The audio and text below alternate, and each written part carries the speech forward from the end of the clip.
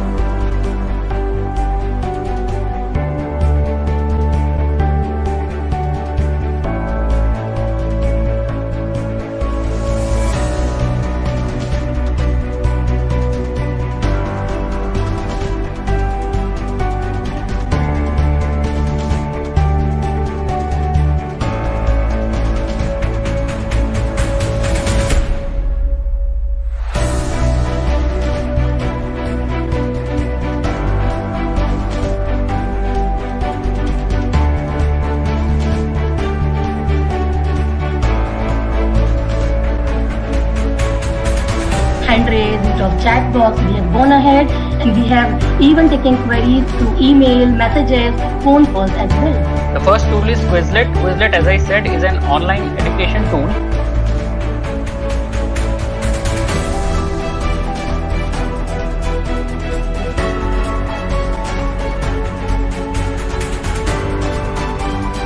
I don't know how many of you have ever done a self-test exam, but honestly, I had never ever done it.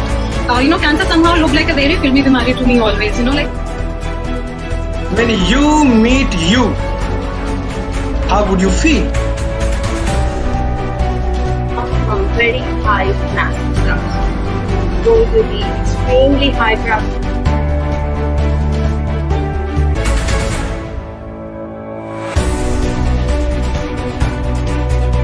Overall, my experience at NCU has been a happy learning.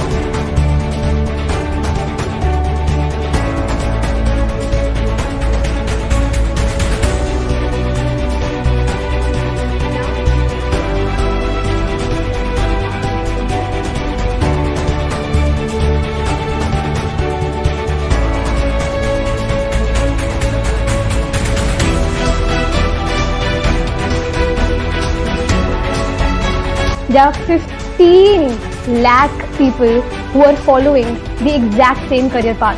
You didn't know that. Research, have a look at the work we do on Instagram, Twitter, YouTube.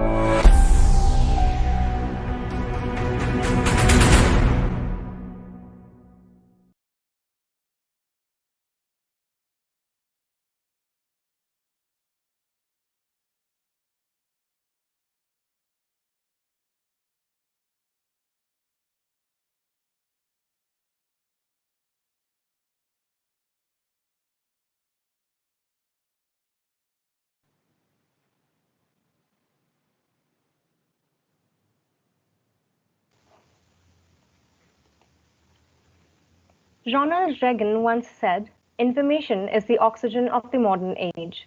It seeps through the walls, topped by barbed wires, and butts across the electrified borders." A very good morning to all faculties, authors, session chairs, and all the attendees to the second day of International Conference. Today, we have gathered here to witness renowned spokespersons share their invaluable experiences with us. I'm Anshika Sharma, a sophomore of BTech Computer Science studying at the NorthCap University, and I wholeheartedly welcome you all to the second day of International Conference on Cybersecurity and Digital Forensic Science 2021, organized by the Department of Computer Science at the NorthCap University, in collaboration with Springer, our publishing partner. Talking about cybersecurity, Cybersecurity is the practice of defending computers, servers, mobile devices, electronic systems, networks, and data from malicious attacks. It's also known as information technology security or electronic information security.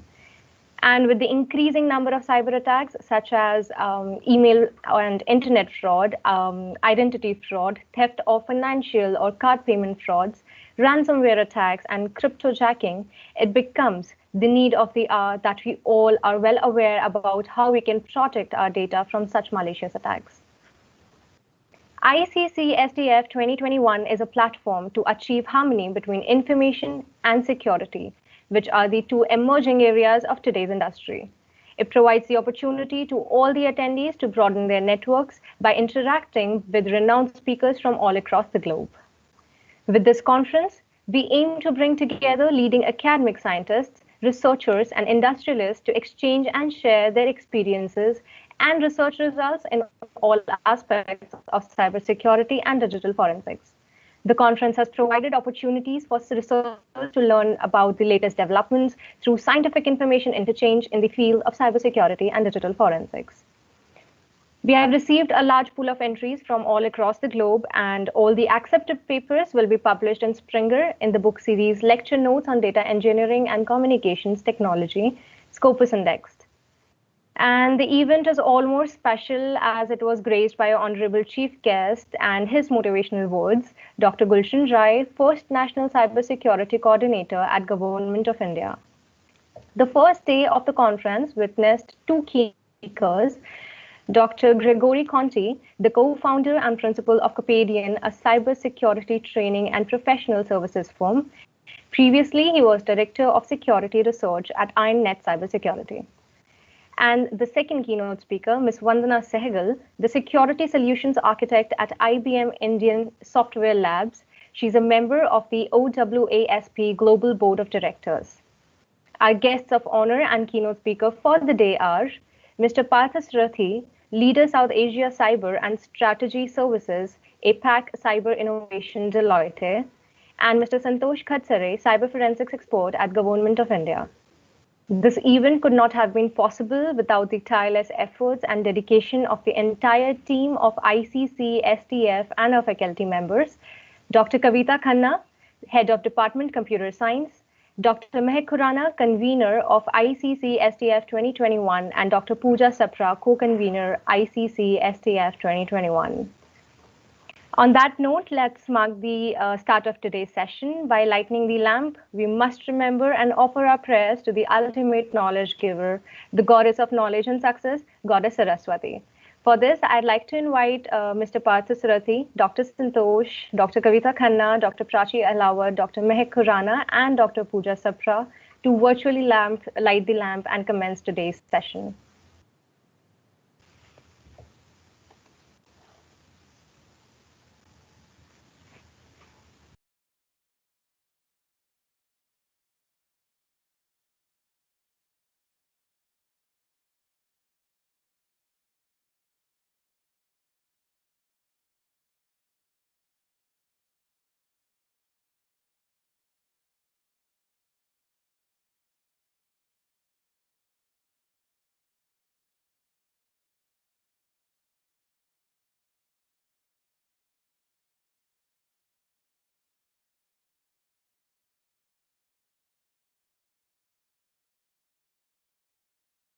Speaker for the day is cyber forensics expert at Government of India. He has 20 plus years of rich experience in the field of information security, digital forensics, cyber audit, cyber laws, and incident response. He has headed 2 cyber forensic laboratories in New Delhi, where he was responsible for overall functioning of the lab to include upgradation, training, analysis, and preparation of reports. Deposes as the expert witness in the court of law, instrumental in formulation of policies and establishment of laboratories related to digital forensics at national level. He has trained numerous people in the DFIR field and has been a speaker in various international conferences like HackOn, Hackers Day, National Cyber Defense Summit, Cybercrime, and Cybersecurity. He has also authored various articles on information security and digital forensics in national and international publications. So let's welcome our first speaker for the day, Mr. Santosh Khatsare. Thank you so much for joining us today, sir. Over to you. Thank you. Am I audible? Yes, sir, you're audible. I'll just share my screen.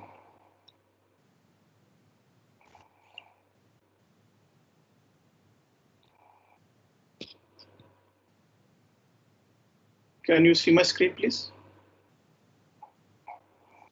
Not yet, sir.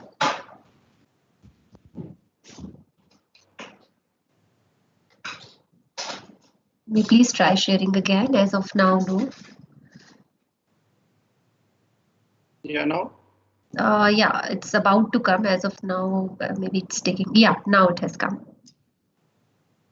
Can you see the first slide? Yeah. Yeah, we can see. Okay. Firstly, good morning to all of you, and especially special thanks to the university as such for calling me to speak on this particular topic. It's very heartening to see digital forensics as a core topic for any international conference, because till few years back, it was hardly considered as much important as it is today, or it was not given that importance, being a niche field still. So with that as a backdrop, I would like to speak today to all of you on this particular niche topic of digital forensics. A bit of a disclaimer that whatever I'll be sharing today is basically from open source, and none of the contents are of the live cases which I have done over the past 2 decades.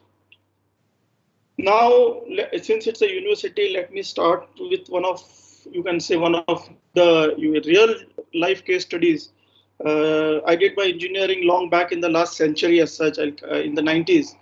And I had a group of friends. Of course, all of us have friends in colleges. So after around 21 years, I got a call from one of my friends.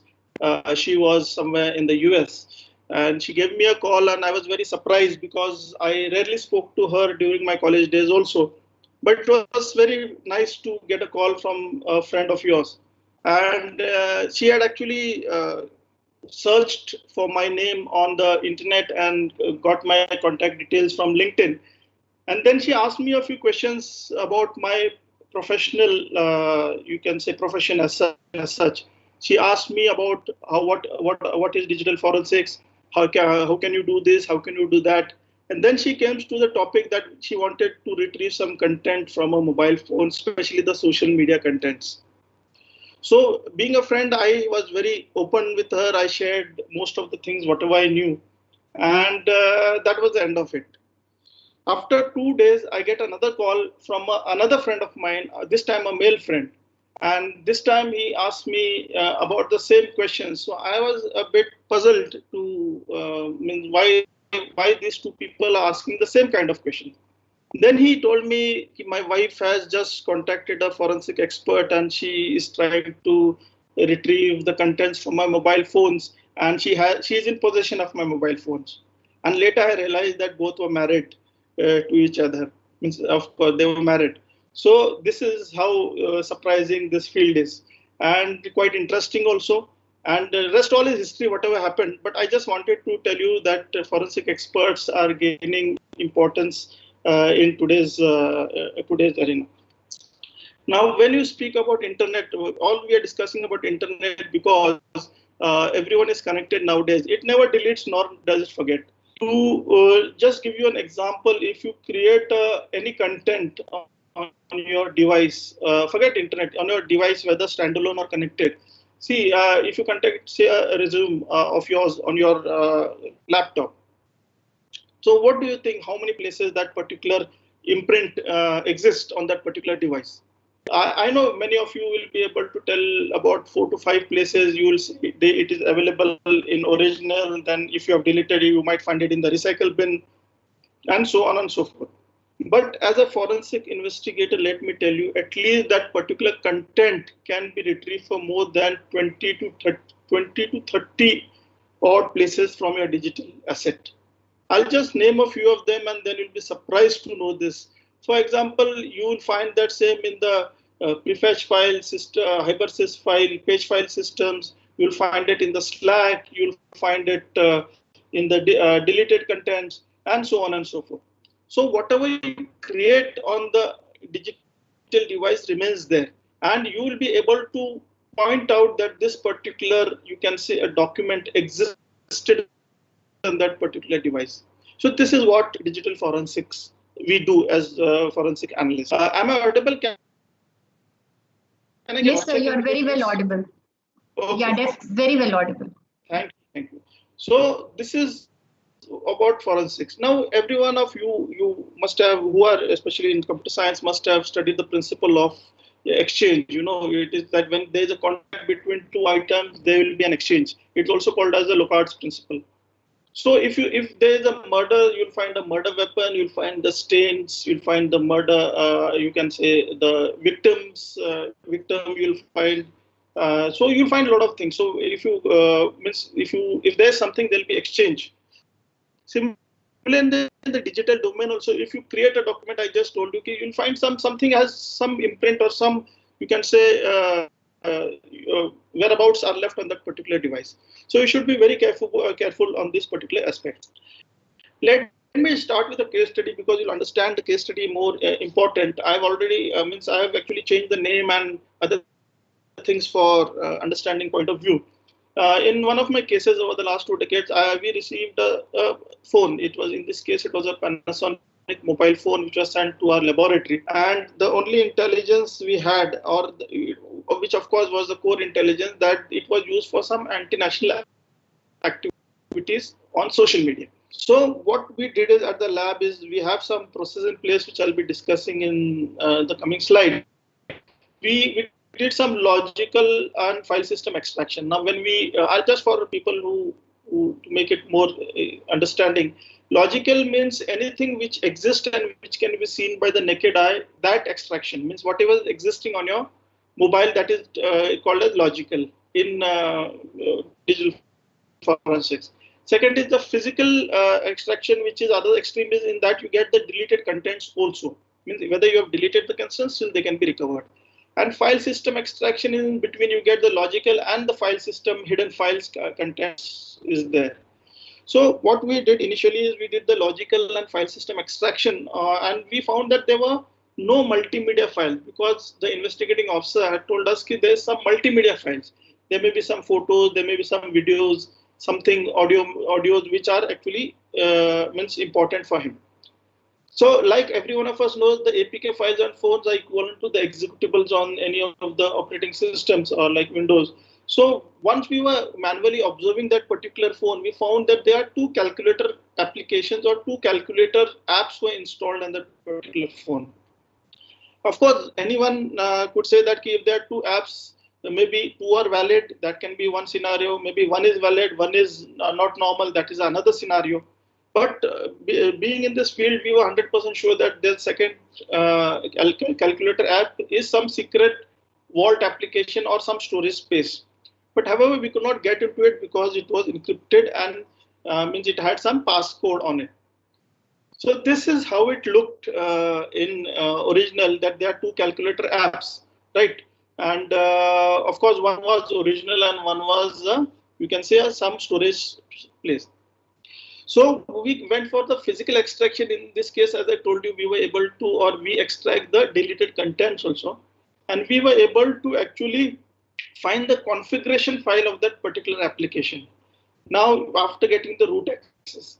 So after getting the configuration file of that particular application, we, after going through it, we were able to come across a string, which we thought may be the passcode for that particular application, which was locked. And as luck would have it, we entered that particular passcode in that and we were able to get access to a vault or a hidden portion, hidden storage, which had all the multimedia files, videos, audios, pictures, which were stored in that. So this is how we were able to get into that particular application and help that investigating officer. So these are the kind of cases which we get on a daily basis, and they're quite interesting in nature, but they are not that easy also. because most of the cases, or I'll call it all the cases which come to the lab are different. You might use the procedure or for a particular, you can say a scenario, but it might not work for the another scenario. Now coming to the facts of when we speak of forensics is a very niche field. It is surprising that till date we have very few forensic, you can say, investigators or expert witness in this country. Nowadays, of course, a lot of people are catching up. Youngsters that want to get into this field, but it still we require a lot of professionals to make this as a career option. So some facts about forensics is that the output of any laboratory or an analyst is that report, it should be credible and it should stand the legal scrutiny. What do I mean by saying this is that credible means it should be accurate also, then it means you should stand by a report also, and legal scrutiny means it should be as the law of the land, because your report will be produced in the court and you will have to explain or you will have to justify anything and everything what you have mentioned in the report, which is a Herculean task. Now, I always say that the forensic, when you are into forensics, it's a techno-legal case, because engineering students, they get into analysis, they get into forensic study this topic, but what they miss on is the legal part. So if you are, you should be technically qualified. Yes, you should be knowing the file systems, the operating systems, the technologies in place, the latest, you can say, gadgets coming out, but you should also be aware of the legal aspects, the law of the land, the IT Act in our case, so that whenever you prepare a report, it is prepared in such a manner that when produced in the court, it stands the legal scrutiny. And of course, as all the technologies which are coming in, these technologies pose a very big challenge to the forensic analyst, because every technology has, you can say, protection mechanisms or security mechanisms in place, and nowadays they are being more and more secure, thus posing more and more problems to the forensic experts. Now, coming to what is digital forensics, why I have put this slide is I interact with most of the law enforcement agencies, academia, with the working professionals, and when a simple question is asked, okay, what do you understand by digital forensics? Surprisingly, more than 90+% don't know what digital forensics is. So, in the layman terms or a very simplistic terms, I would like to put it across is just to prepare a digital evidence to be produced in the court. So whatever you extract or whatever you find out, it is a part of the evidence which has to be produced in the court of law. Again, people get confused between many terminologies. Some, I'll just not go in detail, but like to tell you that people say, what is it digital forensics or it is cyber forensics? Then they say, okay, what is it? Is it evidence or it is artifact? So there are a lot of terminologies which are, very peculiar to this kind of a field. So you can see if there are 10, I have 10 documents which I have extracted from a mobile device. All are my artifacts. But evidence is one of the artifacts which is relevant to that case. Similarly, digital forensics or cyber forensics, they are interchangeably used. I prefer digital forensics because when you say cyber, it is comes with interconnectivity, or you can say networks, internet. But digital forensics deals with everything digital in nature, whether standalone, isolated, but anything which can store, compute. So that it's wise to use the word digital forensic rather than going for cyber forensics, but it's okay, means it's interchangeably used, as I said. Now coming to a much bigger, if you go much top, forensic science, digital forensics is a part of forensic science. Now the basic fundamental of forensic science is fundamental principle is that every contact leaves a trace. I just told you about the Locard's principle. And what is trace? It's any modification which is observable in near future or after that. So the forensic science is actually a systematic and coherent study of traces for addressing questions of authentication, identification, classification, reconstruction, and evaluation in the legal context. Again, I'm saying legal context is there, although it's large, but it is very important from the analyst point of view. See, everything should be repeatable and reproducible. That is what forensic lies on. So when you are into this field, you should understand this particular thing. Let me discuss the forensic cycle of process as such. Whenever an incident happens, as say a cyber incident has happened, digital forensics always referred, if you read it or if you see, as DFIR, digital forensics and incident response. Digital forensics is a part of incident response.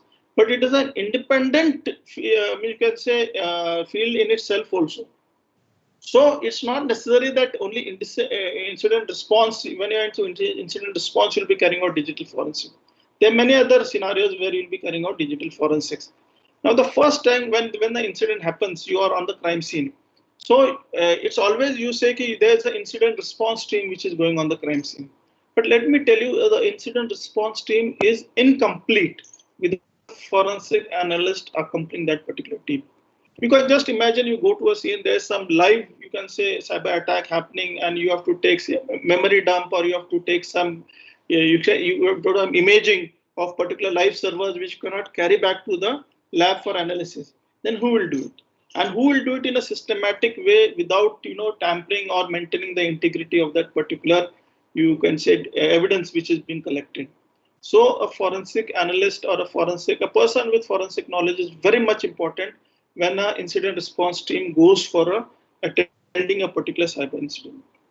Now, coming to the second part is identification. Also is one more, you can say, aspect to it is you should be able to identify which is the asset, digital asset, which will give me, you can say, evidence. For example, if I go to a house and I know that something has happened, I just pick up the laptop and computer and come back. So is that sufficient? No. Because now you see you have an access point, you have a router which has a lot of importance. Then you have IoT devices which in the house, you have smart TVs. So you have to look for that particular device. If I go to office, what more? You'll have printers, you'll have some servers. So there are a lot of things which need to be identified. You have CCTVs, you have biometrics. So it's very important, and unless a person is not trained on a particular subject, he will not be able to address this issue. Now, coming on to preservation, as I said, in the crime scene, when a person goes, see, preservation of a live attack is on. So if you're taking a memory dump, how will you preserve that particular evidence? Whether it's a Wireshark dump or whether you have taken a memory dump or network traffic for that matter. So preservation is very important. Now, preservation comes on the forensics. Now, what I'm discussing is live forensics. But in some cases, what happens is you have to carry that particular assets, seize them and then carry it to the lab for analysis. And most of the time it happens this way because you don't have a forensic analyst along with the team which has gone there. So usually what the police or any other law enforcement agency does is they seize all the evidence, pack it and just send it to the lab for analysis. Now, most neglected part, although it seems not so important, but it's according to me is the most important part, of course, is the seizure. Because while doing seizure, you have to maintain the documents like chain of custody form and other things. But more important than that, I feel, is packing and transportation. Because most of the time is seen that the digital assets are not packed properly and they get damaged or tampered during packing, during the transportation phase. I'll give a simple example. When a mobile is, say, for example, packed. So what people usually do is they wrap it with a cloth and do it as a wax seal. You must have seen how sealing goes out with the police and the other law enforcement agency. But not realizing that if you put a wax seal on that particular cloth which has a mobile inside, it might damage the circuitry and thus your, you can say, evidence or your particular asset will get damaged. So packing and transportation also, how is to pack? There has to be a Faraday bag, bubble wrap, anti-static bag. These are all people who have worked in this field understand, and then that particular thing is carried out. So packing and transportation is a very important aspect, and I feel it's the most neglected aspect of this. Now coming on to the analysis part, which is done in the laboratory, it's a tedious process. It is not an overnight process. It may take days or even months for that matter, depending on the size and quantity of the evidence. Then comes the interpretation part, which analyst does, and he interprets whatever he has found. But for example, he has found a CNC server, so he'll try to analyze, find its IP addresses, and whatever tasks are in hand for him. But now coming into the most expert part is a report preparation. Not everyone can prepare a report. Only people who have worked and who know how to prepare a report, as I said, who have techno-legal knowledge can prepare the report. And it comes with experience. Like when you prepare a report, that report has to be, you can say, has to be stood by in the court of law, and then the presentation in the court.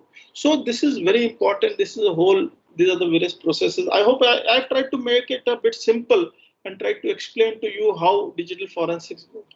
Now, let me tell you, in this particular, you can say cycle as such, every particular point has a job profile. So everyone, it's not that you have only forensic analysts in the lab.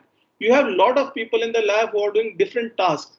So there are a lot of job profiles within the forensic, you can say, lab itself or in the forensic cycle itself. Because people mostly ask me, what job do you do?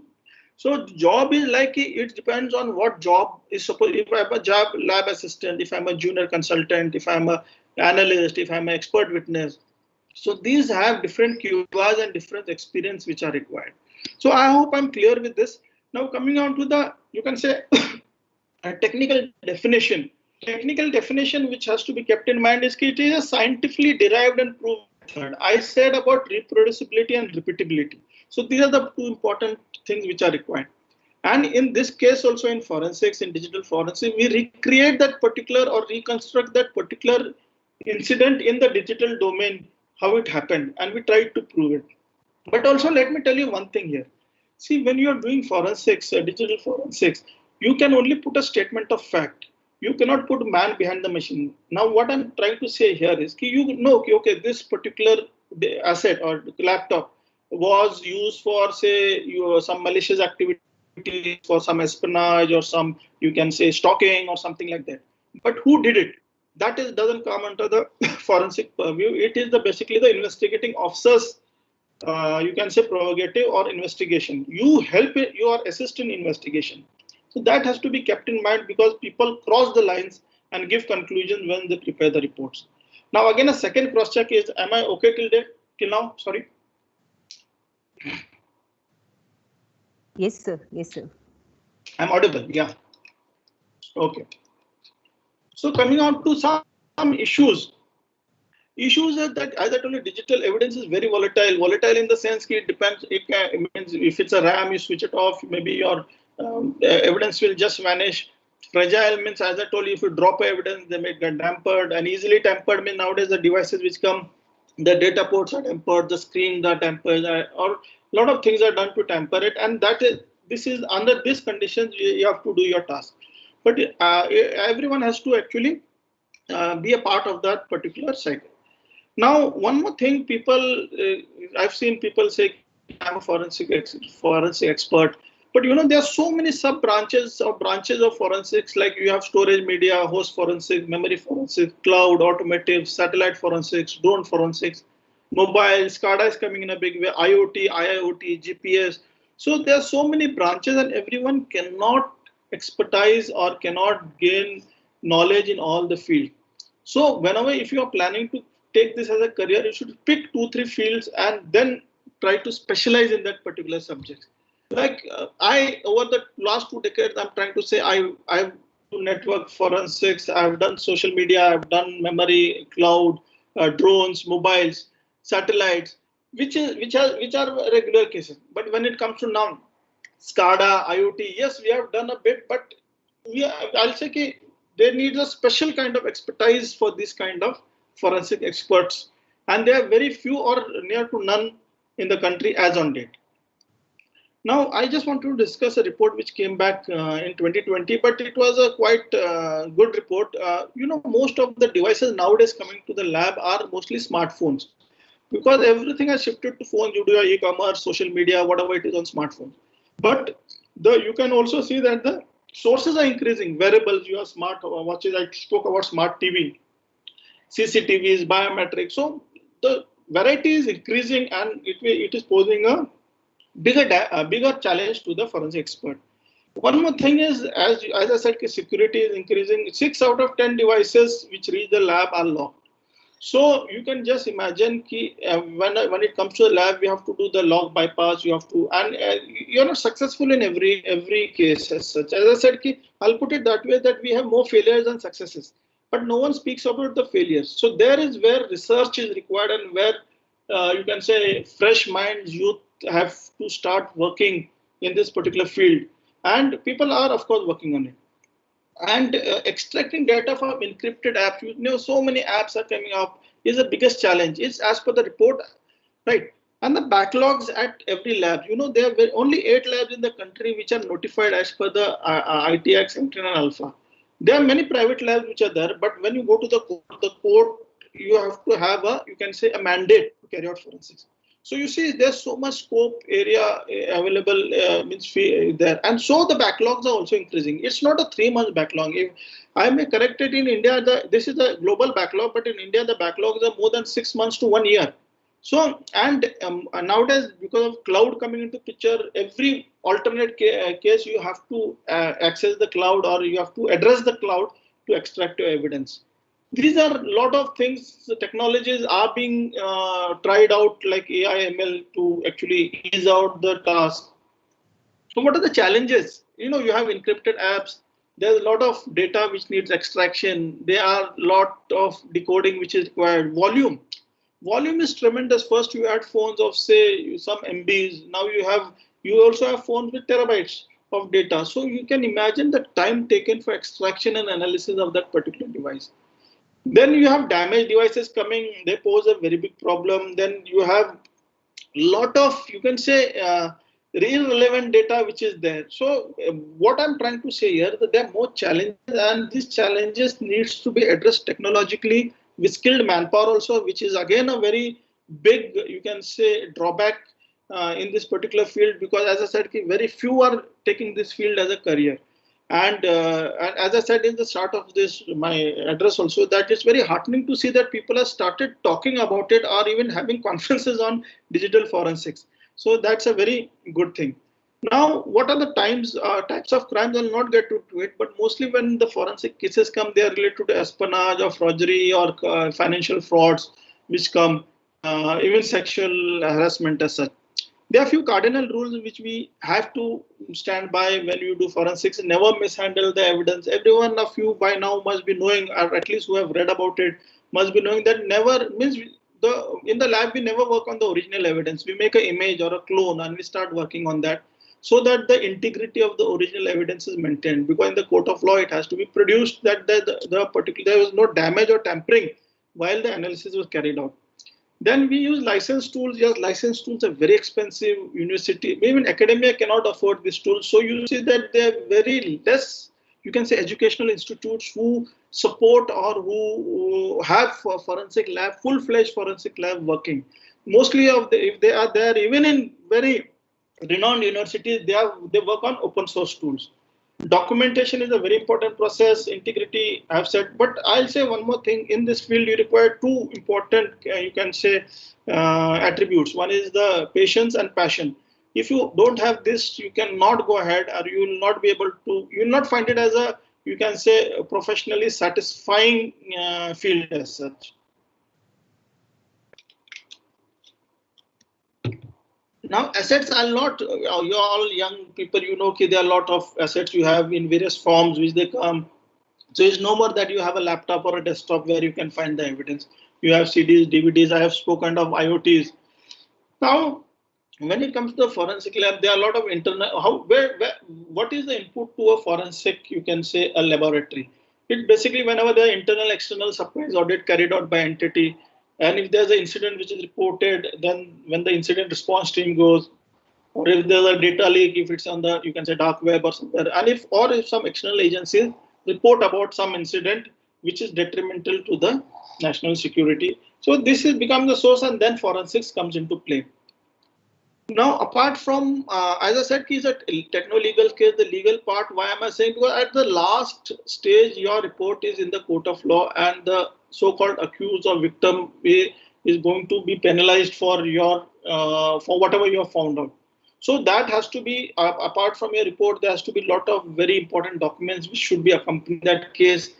The most important document, legal document, is a chain of custody form. You have to have some brief, some questionnaires, authority. I'll not get into this because I have shortage of time. I have only 10 minutes, I think so. How much time do I have? So please take your time. We'd like to listen. Please take. So, as I said, the most important legal document is the chain of custody form, because it's a chronological documentation of evidence, who collected what, when, where. It answers all the questions, and the court only stands by that particular document. Most important. The other documents, yes. Now I remember a case in which the court had that case had fallen flat because someone had opened the particular device after it has been seized, and the chain of custody pinpointed that there was a breach, or you can say of that particular process. So in this, that case had fallen flat. So this is very important document. Seizure, I have told you, you have to be very careful while seizure, and people who have knowledge should be there. Now there are few terminologies which I said, which I would like to discuss with you. You must have studied this term hashing in a very, I know when we did our engineering, we also read about this term hashing, but in a very casual way, where it will be important. Forensic, this is the most important term, or most important, you can say, aspect you should know is hashing, because this is how you can prove your integrity of your devices. So when a case comes to a lab, what we do is the original device and the image, we hash and we match the hash, and this is how the integrity is maintained. So it's a very important thing. Without this, you cannot move even a step ahead. Now coming on to other devices, although I've kept it very simple this time, because we have some, you can say, write blockers. Now write blockers are one-way devices, in which only, see, when you put a victim's device on one side and have a computer, so if anything gets written to that particular device, again there's a tampering because the data is changed. So in that case, only read function is this particular device, only read function from that victim's hard disk. There's no writing which is taking place. So these are, nowadays you get software-based write blockers. You have tools which provide write blocking as a inbuilt feature itself. Now, as an analyst, when you do raw data analysis, this is how it looks on the screen. So what do you understand from this? It's very, means if you are into this field, you will understand if you have done something. But if you see, this is what is in front of an analyst, and you have to make a head or tail out of it. In this, looking at this, I'll say it's a picture image, because you have to see the hex values, and these are called as file signatures in our terminology. And we use file signatures to identify the kind of files. For example, mostly the people or students, they feel, okay, if it's a document, I'll rename it with a .docs with a .e executable, or I'll put it other way. The malware which are executable, they rename as .pdf or .e doc, and they send you. You think it's a document, you click on it. But we as analysts, when we see that particular document, we first see the file signature. From that, we'll identify, although it is extension is a document, but it is an executable because the file signature shows that it's an executable file. So it's how interesting. And this another free place analysis is garbage. You have to hunt for evidence from that particular free space, which is thousands and thousands of you can say pages are there for a particular device. So sometimes it becomes a very Herculean task to carry out analysis. That's why I said there you cannot put the timing. How much time will it take to analyze a particular device?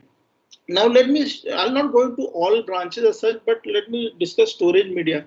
See, there are two kind of analysis in storage media. Although I mentioned say 8, 9 in a particular vertical, but there are more than, you can say, 10, 20 of such kind of analysis which can be carried out.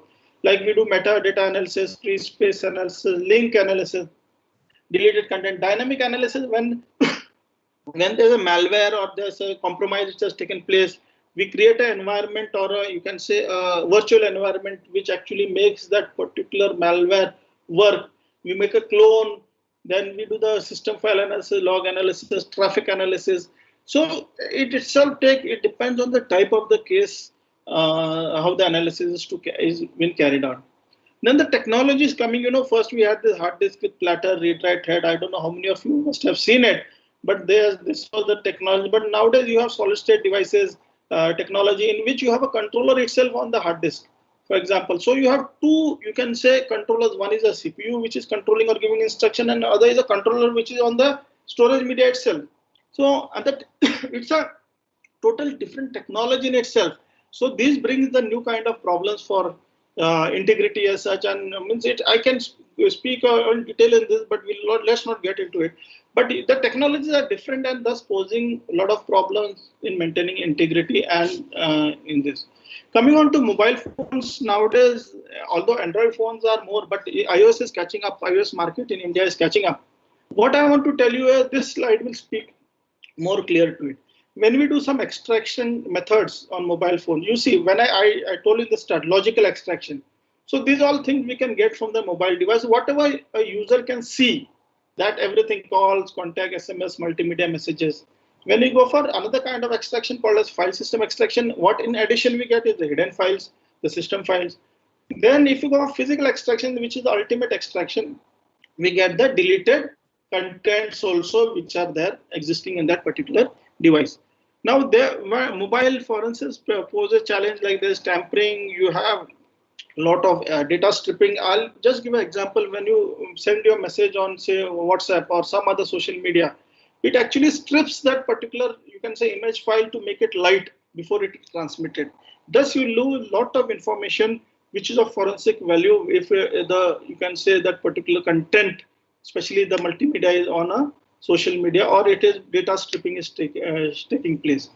So cloud is important. This kind of devices come for analysis, and we are supposed to find out or get some data out of it. Yes, as I said, there are more failures and successes because of the technology, because of the security mechanism, because of the tampering. But yes, we do, means it's not that it's not always a very bad scenario as such.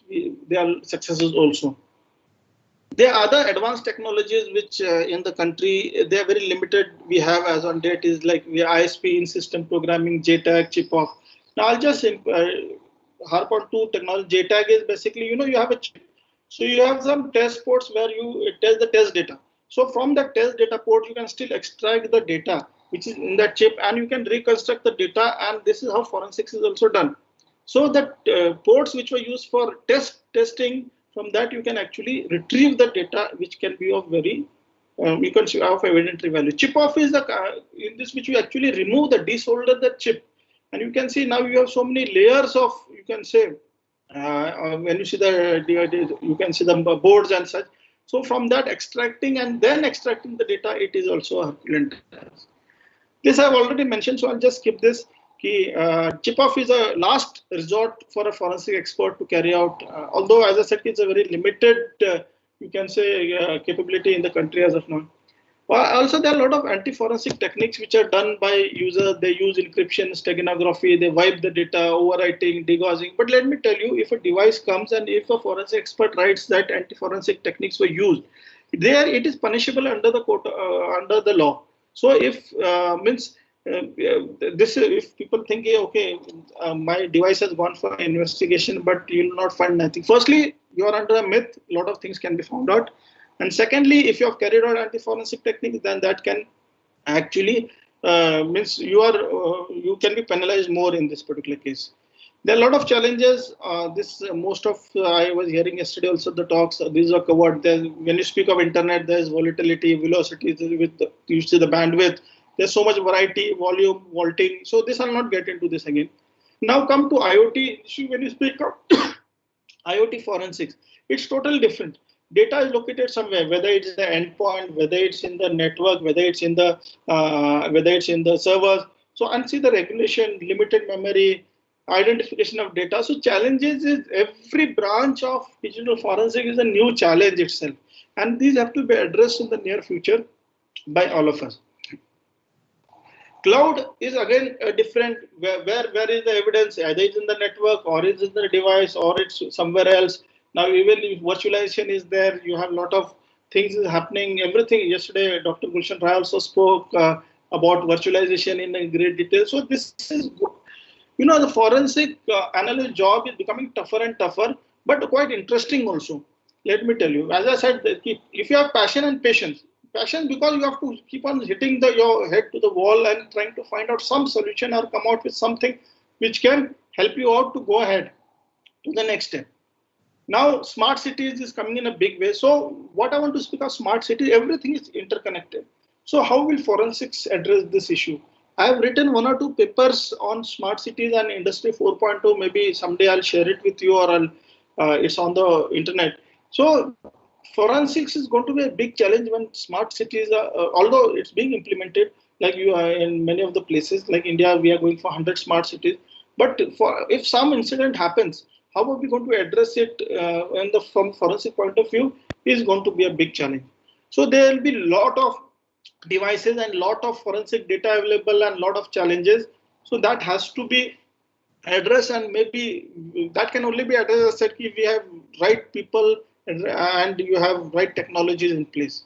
Now coming on to smart cities, I've already told you you have to find out where is the evidence, where are the log files, is it in the cloud. So let's not go into detail. I've already overshot. I have few more things to share. Industry 4.0 is everyone should be reading and concentrating on it, because yesterday Dr. Gulshan Rai also spoke on it.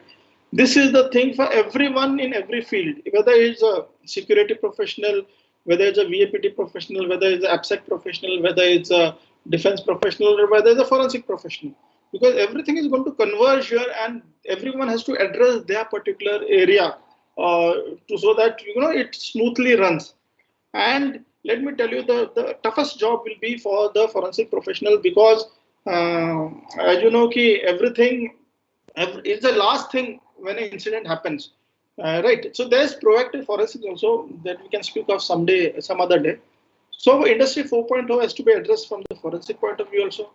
As I said, you bottleneck a lot of data.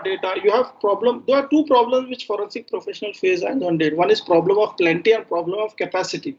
Problem of plenty means if you go to a house, first you used to find one computer. Now you will find tens and tens of devices. You will find the access point. You will have 10 mobiles. You will have a smart TV. You will have 2 laptops, 3, 4 mobiles. So you see there's a problem of plenty. So if there's one accused, you initially used to get one odd device. Now you get every case has a digital asset. And problem of capacity is that, as I said, that first a device used to be say 100 MB. Now you have terabytes of data. So this is a multiplying problem, these two problems. And they affect the processing and reviewing capabilities of a lab or a forensic analyst. So you can, and so the solutions, as I was saying, like some solutions of, you can say, open source solutions or solutions which use AI ML are being implemented, but yet to come. Now coming into the forensic report, it's a Bible, Quran, Gita for a forensic expert. It should be from the notified lab. I can speak a whole talk on forensic reports, but to keep it short, it is the final outcome which has to be produced and stood by in the court of law. One few things you have to keep in mind: cyber forensics is a statement of fact. It only assists investigations. You cannot put man behind the machine. That is a task of a forensic investigating officer. And your report may or may not be considered by the report. Some problems you take, you should, as students or as academia, should take away. There are some classical problems which I mentioned of processing, reviewing. So they can be addressed by R&D or some research or some projects which can be taken up by academia with the help of government also. Another vertical is regarding skilled manpower. You have lot of lack of skilled manpower in this particular field, whether it's with law enforcement agencies, with forensic state laboratories, in the judiciary, anywhere, and even academia. I've seen many universities, but they don't have proper, or they don't have trained manpower to teach the student itself in this particular field. So it happens. Next vertical is of the commercial tools. They are so costly, and so it is very, you can say, it becomes difficult to sustain it. Even the academia finds it difficult to sustain a forensic lab or conduct training, because it's expensive. But it has to be done someday. Someone has to do it, and this is how is the road ahead for the future. Regarding laws, the governments of various countries are working on it. There's the problem of legal jurisdiction. Yeah, GDPR is in the way. Maybe we'll have a law shortly. Changing technologies will pose a very great problem. So, like solid-state devices, IoT, SCADA, drones, AI, and so on and so forth. So, everyone, whoever is coming into the field, has to address few issues. You cannot master all fields, so you should try to take one or two and try to go ahead in this. Other challenges I spoke about is anti-forensic backlog, preservation, going to the court, deposing as an expert witness, because not everyone is allowed by the court to depose as an expert witness. Now I have finished my talk. I've tried to keep it as short as possible. Now, how to stop sharing? Have I stopped sharing? Yes? No, sir, it's still loud.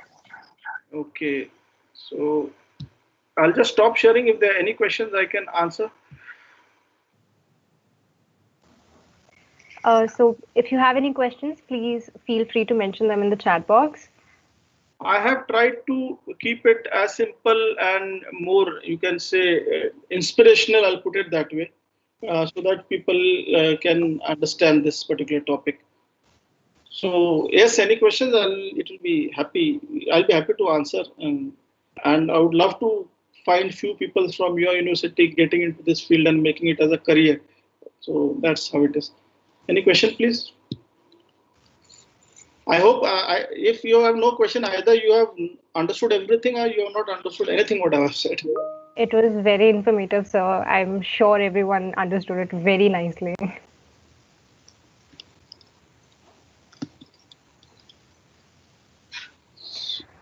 Okay, so meanwhile, wait for the questions.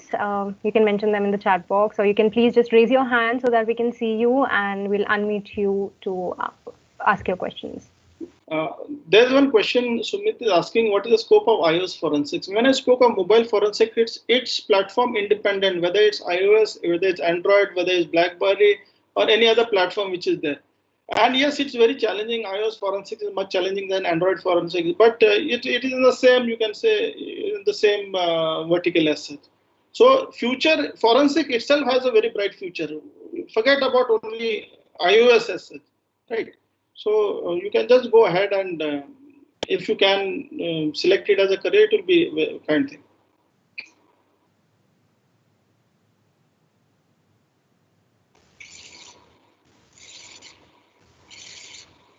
Any more questions?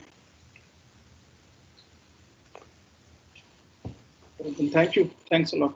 All right, we'll proceed then. Animesh is asking a question, sir.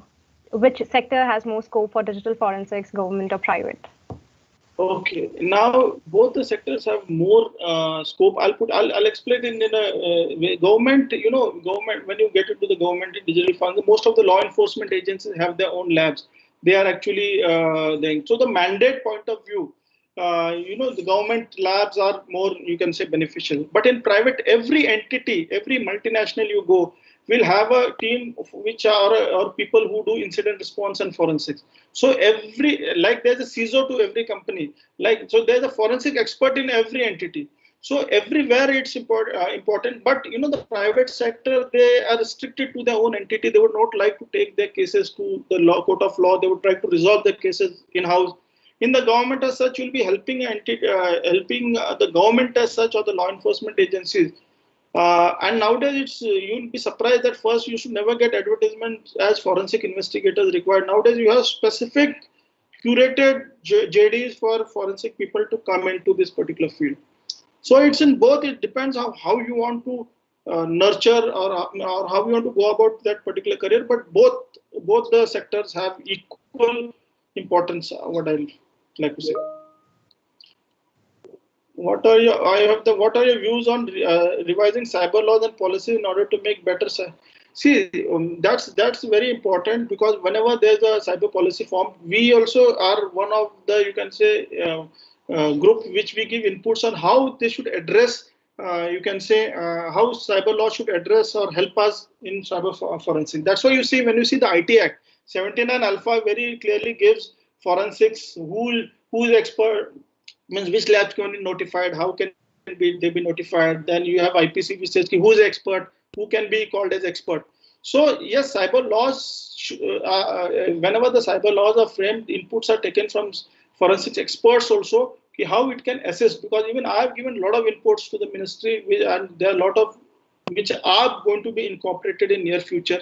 For example, till now only notification was only done to the government lab. Now maybe in near future private labs also will be notified, and they will have the mandate to carry out forensic investigations. So yes, that is very important. One question I have is, do we need any, how do we pursue any certification in forensics? See, forensics, as I said, is key. Yes, you regarding certificate, first you have to do your, you can say, graduation. You should have some graduation in a BE or an MTech or a BTech, and then you can do some certifications and an internship, because forensics is more about hands-on cases which you do. If you don't have a hands-on experience, theoretical knowledge, as I said, every case is different and you have to address in a different way. I would recommend that certification. Yes, you should do while you are in the 3rd or 4th year, but you should try for some internships when there are summer vacations and all. So with some forensic lab, either private or government, or try to learn this particular field, because this field is more about hands-on experience rather than theoretical knowledge. I think we should cut short. We have a next speaker, so I'll not like to take more time. Thank you. All right, so I guess we were able to reach out to your questions as much as possible. Thank you for enlightening us by your thorough experience and vast storehouse of knowledge, sir. And your wise words will surely resonate with us for many more years to come. And I found the slides to be very informative, and I hope that's the case for everyone. And we are extremely honored to have you with us today, sir. Thank you so much for joining us. I would like to request Dr. Prachi to hand over the memento to Santosh, sir.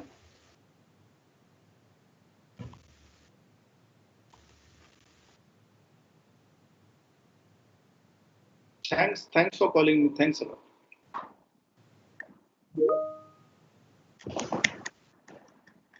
Thank you, sir. This session was really very informative, and students must have been benefited a lot out of it. Thank you so much.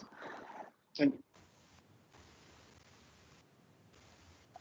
All right. Before we proceed, let me take you all on a short tour to the Computer Science Department of the NorthCap University, the place that has taught us so much and groomed us to what we are today. So let's have a glimpse of what 2020 was for us. Can we please have the video?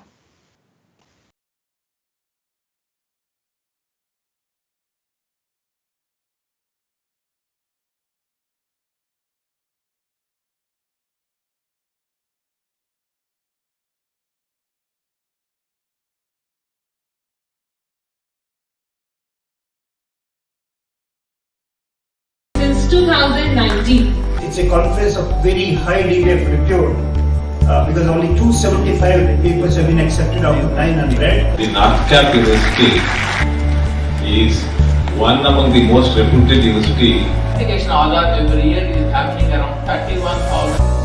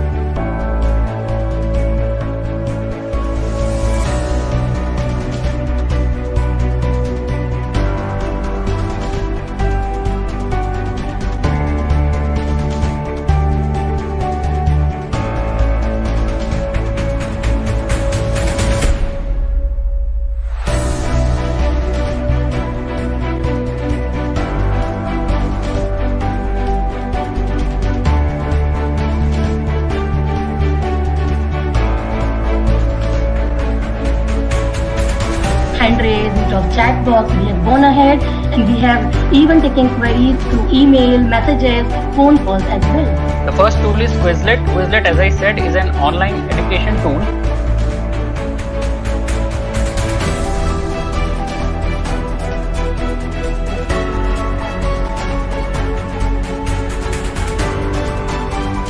I don't know how many of you have ever done a self-paced exam, but honestly, I had never ever done it.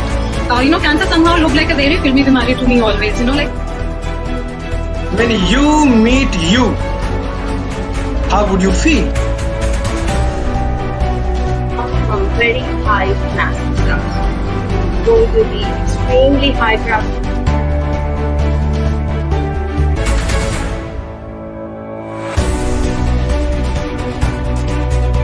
Overall, my experience at NCU has been a happy learning.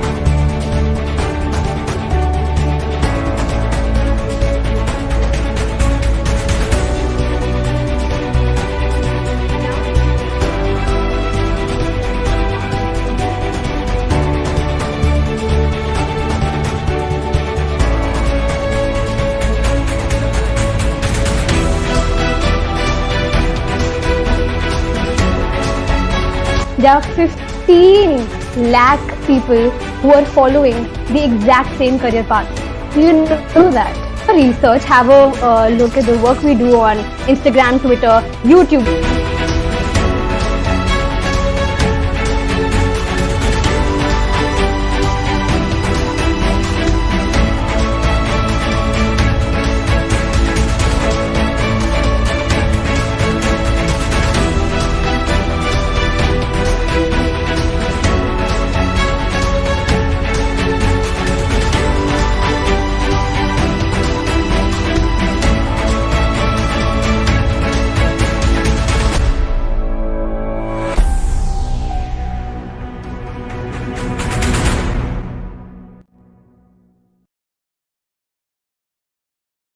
So clearly, we all can see why we are so proud to be part of the computer science department at the NorthCap University.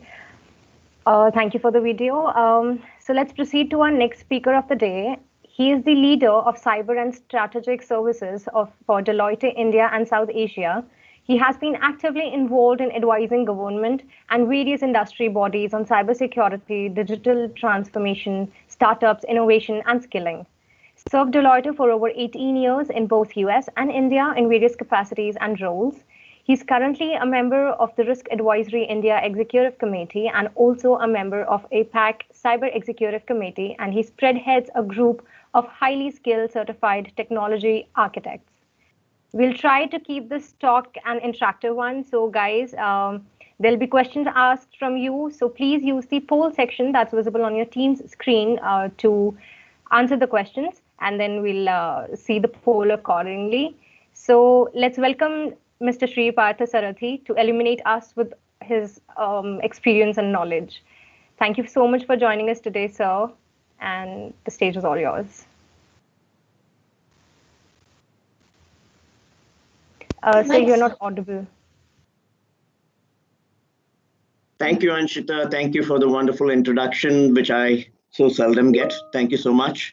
And let me first start by thanking Pro Vice Chancellor Professor Dr. Prem Rath, Vice Chancellor Professor Dr. H.B. Raghavendra, Head of Department Professor Dr. Kavita Khanna, Honorable Chief Guest Dr. Gulshan Rai, my fellow speakers, and most importantly, the conveners of this program and the student body which is here today.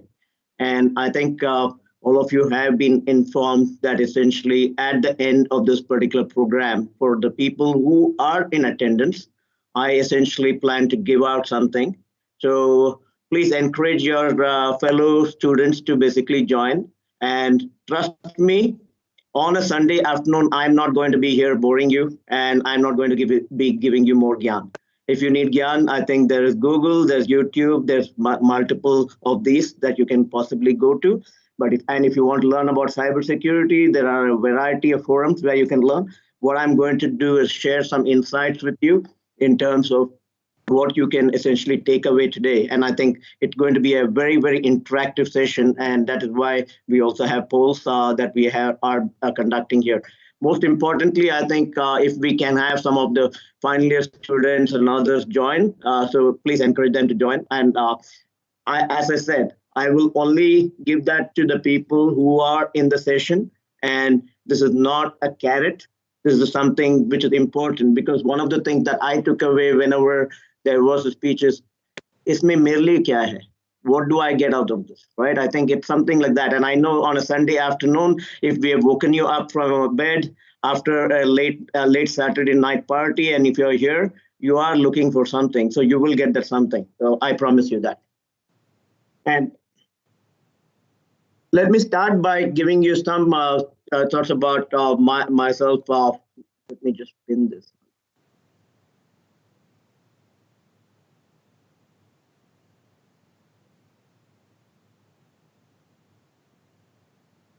Just a second.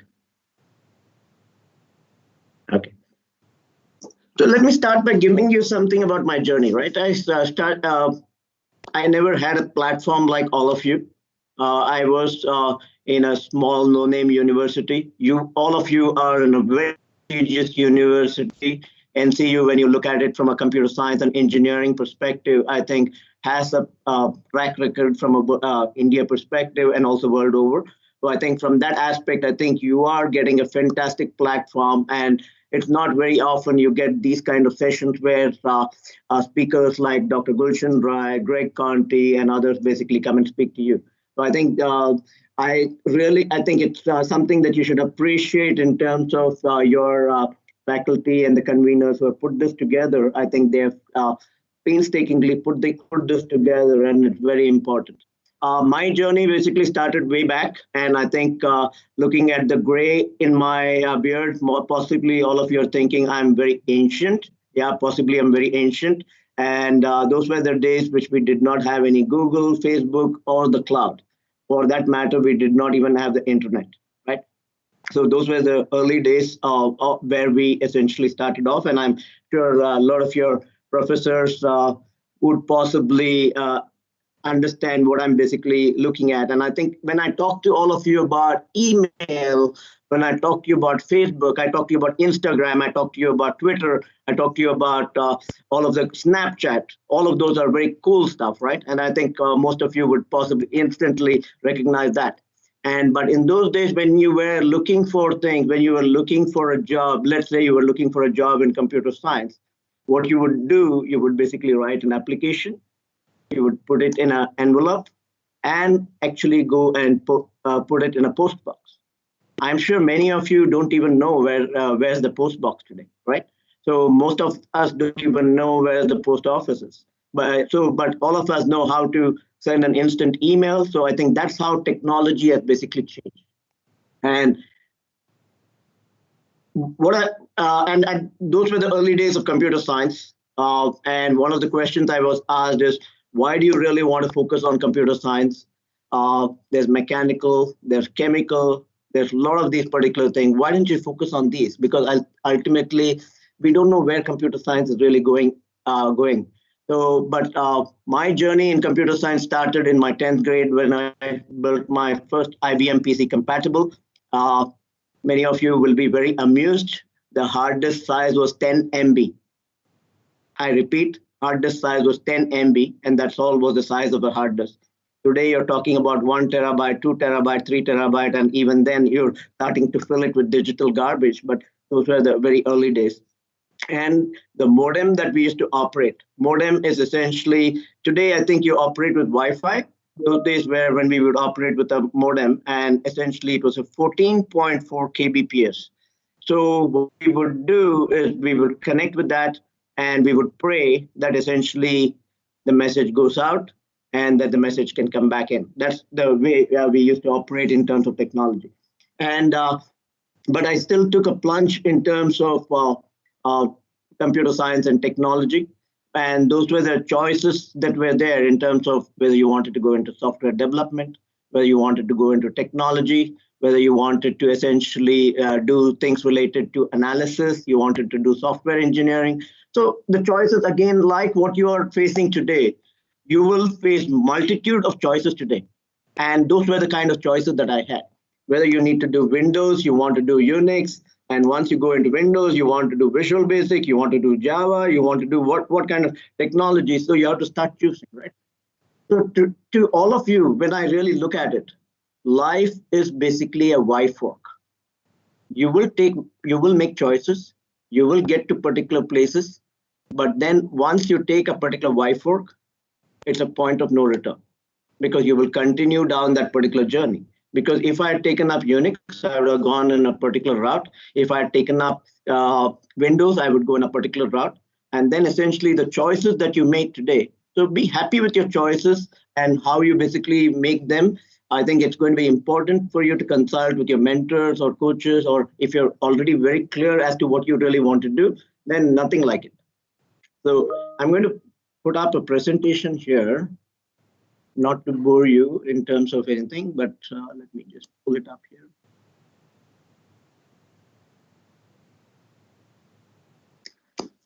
So as I said, today, all of us sit in what we call as a digital era, which essentially was then followed by COVID. Many of us essentially, as we look at COVID, are looking at it very, very negatively, right? Yes, there are significant impacts. We live with masks. We live with sanitizers. Yes, that's the new world that we live in. But then, what is it that has changed?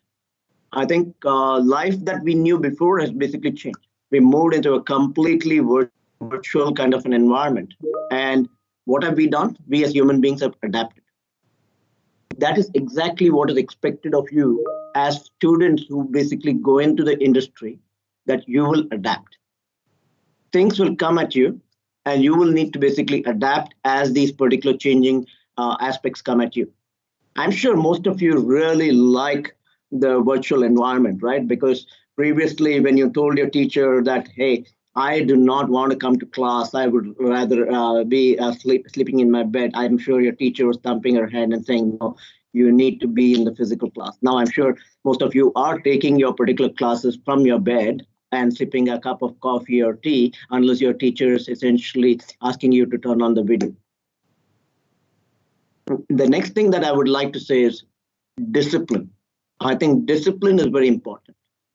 What you give in life, how you approach life is going to be very, very important. So it's not about being disciplined when somebody's watching. It is also being disciplined when nobody's watching, and how you basically manage that. So that is going to be very, very important as you basically take that away. Because in the work environment, I basically manage people across 27 countries. I can't see every one of them. Yes, there are managers, there are team managers and others who are possibly looking at them. But the way we manage people is we manage them based on work ethic. When a person is given something to do, they are committed and they basically deliver that piece of work. And that is how we basically look at it. With that, let me ask the first question. Meg, ma'am, if we can open up the first question from a poll perspective. Sure, sir, sure. So there's a launch option you can see on your Teams screen. So you can launch the questions from there. I'll be doing that. Don't worry, I'll be doing that. Okay. Okay.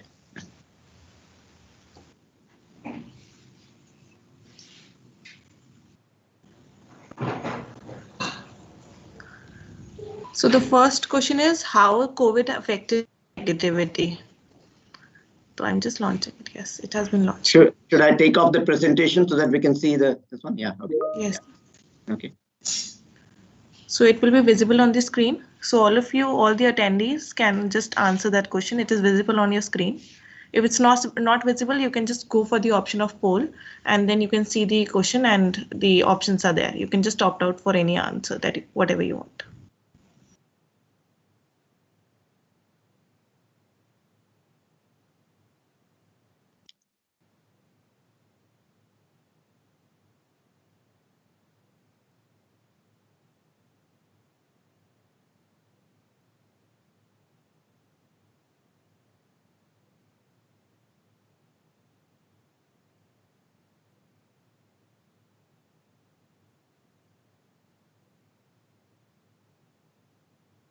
We have 26 responses, 49 people in the audience.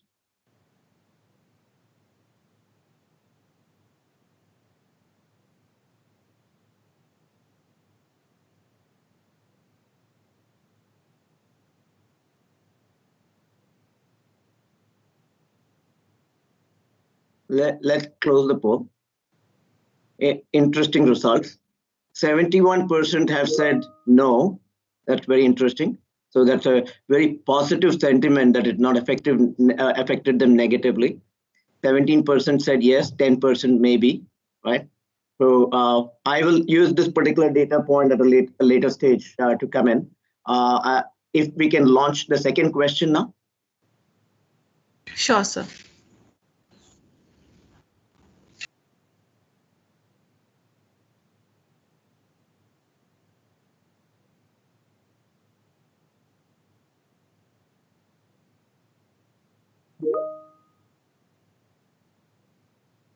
So second question is there on the screen. Are online classes good?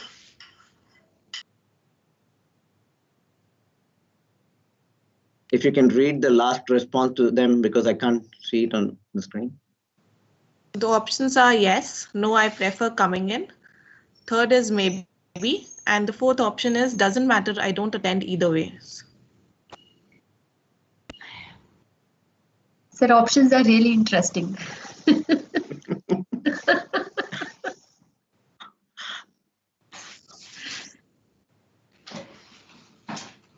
So I think we are not getting any votes for the last option.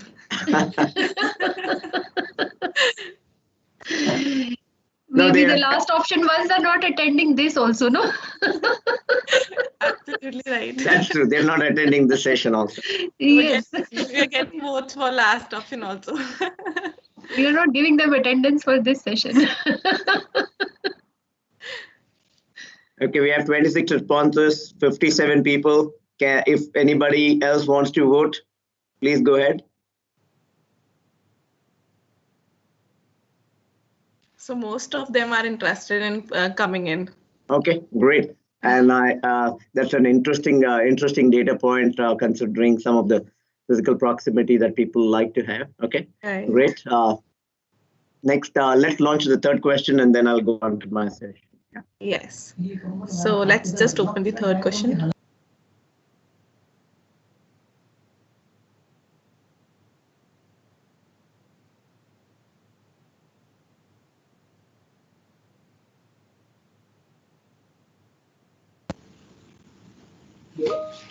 Third question is visible in front of everyone.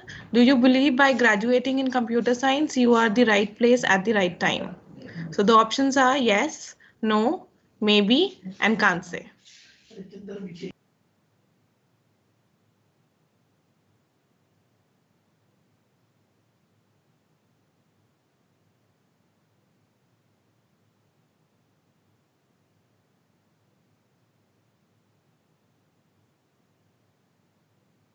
We have very clear audience, sir. So they are preferring yes. They are at the right place. Yes, come on, students, do participate.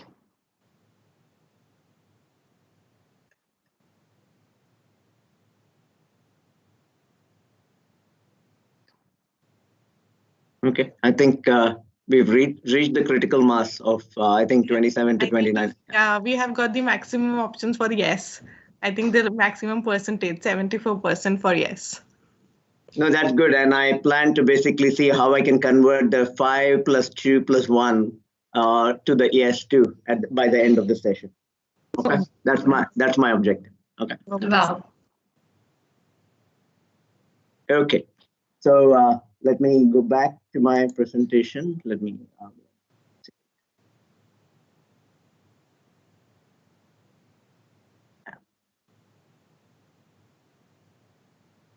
Okay, we did question 1, 2, and 3, and so let's talk about what's life all about, right? And I think we got some very interesting responses from all of you. I think like most of us, at least when I used to go to university, I like to be in the campus. I like to interact with people. I like to basically, one of my favorite places was the canteen, right? So I used to basically spend a lot of time there, a lot of socializing, and then essentially the computer science department, a lot of things.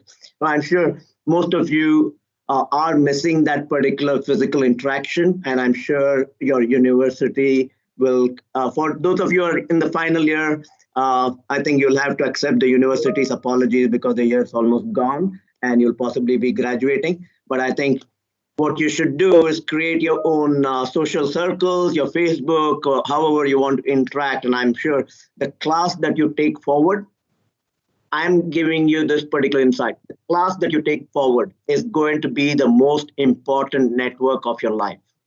Take that forward, because these are the people who are you're going to grow up, who are going to be your supporters in life, who are essentially going to also grow up into different places. Some of you will go into startups. Some of you will go into government. Some of you will go into private institutions.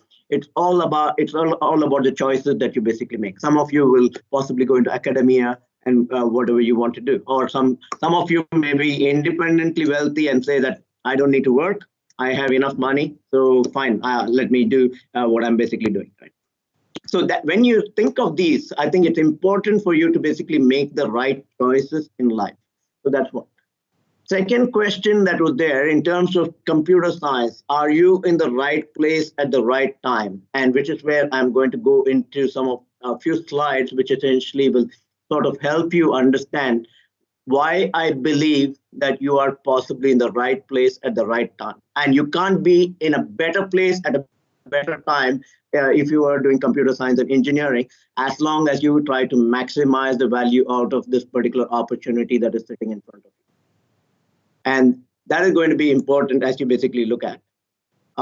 I'll come back to question 4 and 5, but let's go to this. I'll come back to those questions.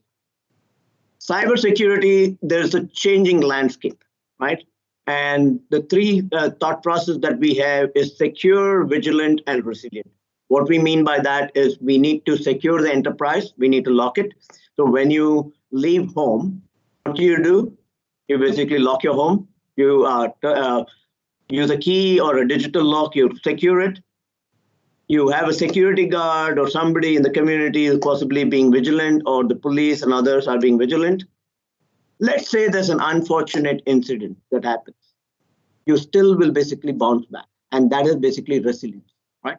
Same thing happens in an enterprise. They need to secure things.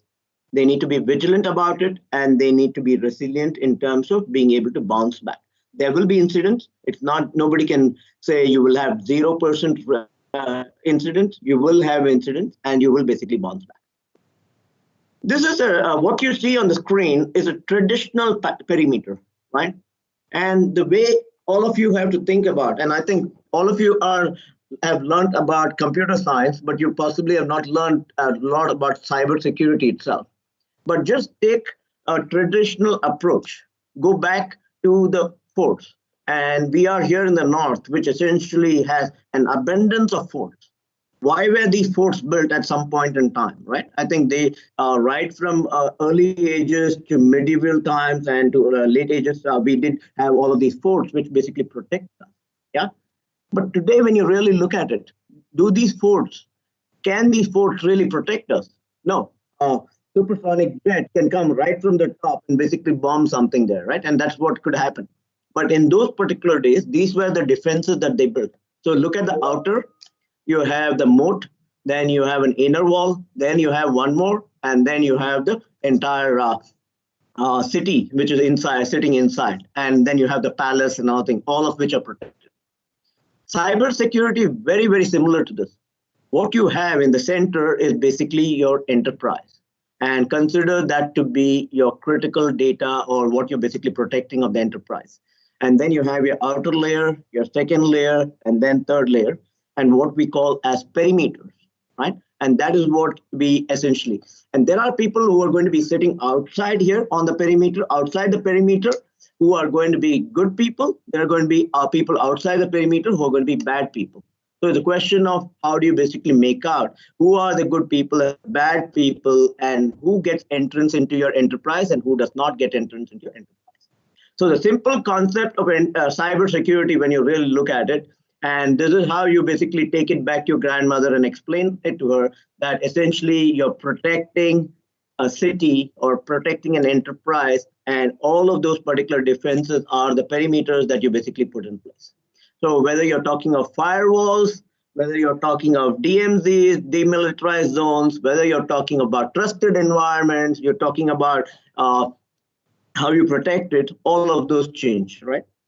Now comes in the virtual enterprise. All of a sudden, what was there in this physical world, now essentially everything is gone into the cloud.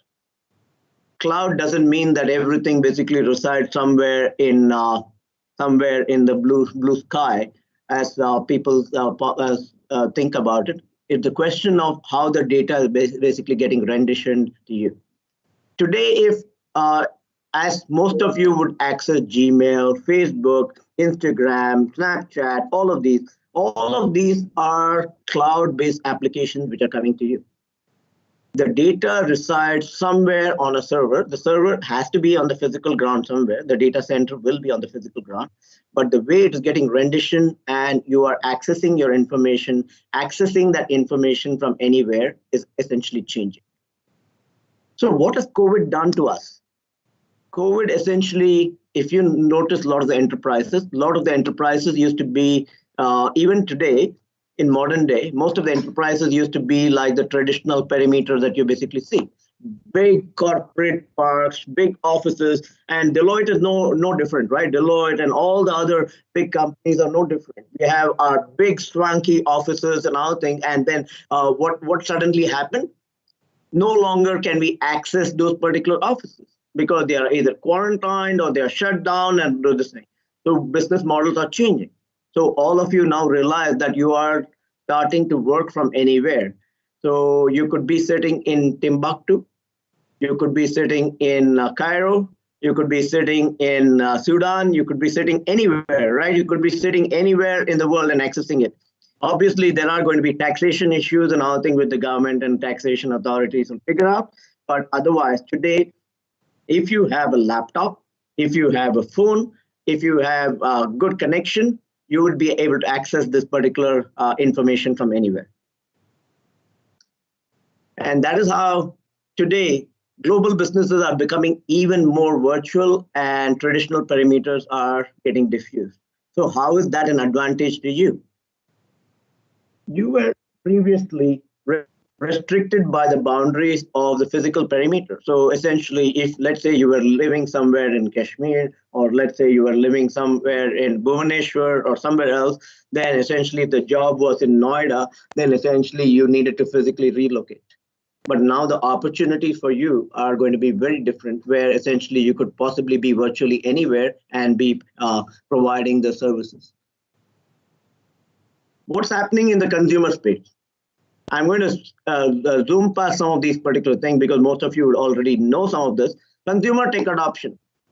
4 billion people across the world have access and use the internet. 400 billion internet connected devices. 5.3 billion global internet users by 2023. 4 zettabytes. I don't even know what's a zettabyte.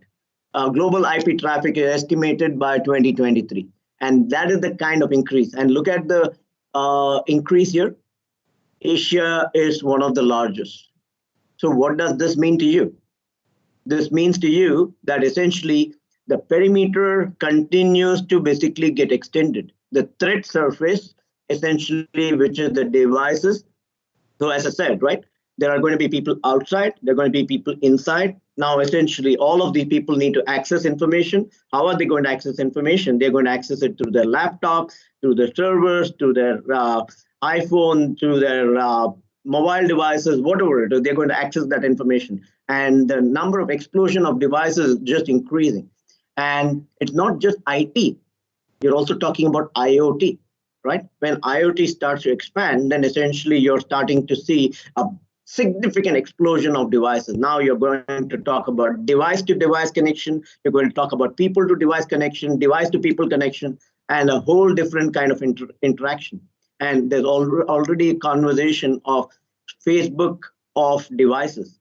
Today we have a Facebook of people. So tomorrow there'll be a Facebook of devices. And that's how the world is basically moving forward. Look at this particular adoption. What has happened, right? 1970, technology core mainframe. 1980, technology enablement, technology collaboration, technology engagement, digital.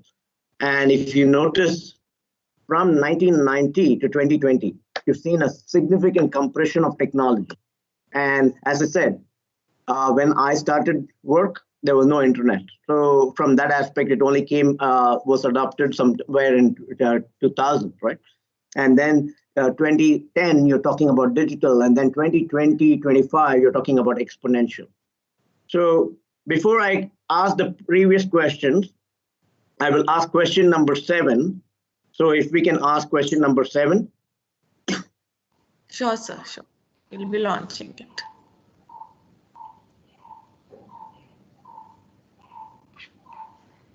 I will take off this thing from the screen. How do I do that?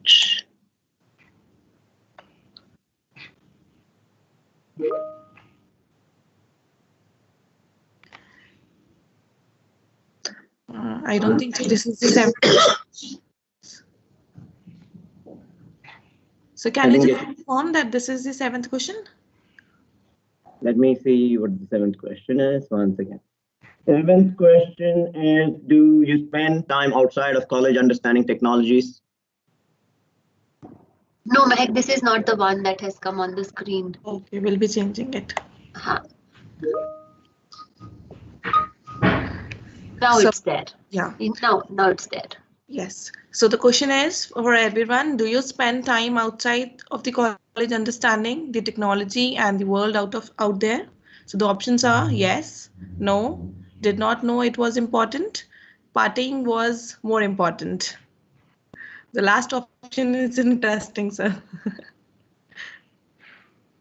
No, but I would like to say that, Shri, most of our students, I think around most of our students, I would say that they spend time outside college for learning the technologies. That's Yes, the absolutely. best thing I see about the students out here. They're very that's great. enthusiastic. Yeah, they're very enthusiastic about it. Let me share one episode. One student, he called me up one day and he said, "Ma'am, last month I did 44 courses." So I was like, 44? So that's how the enthusiasm of the students. No, that's good. And I think there are some of those people who do that. And yeah. And that student is placed in Deloitte only. Ah, okay. That's great. You should introduce him to me. Yeah, definitely.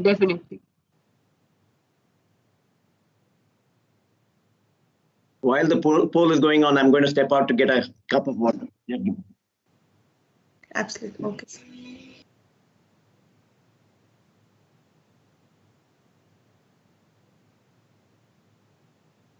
So we have received only 30 votes. I request everyone to please answer.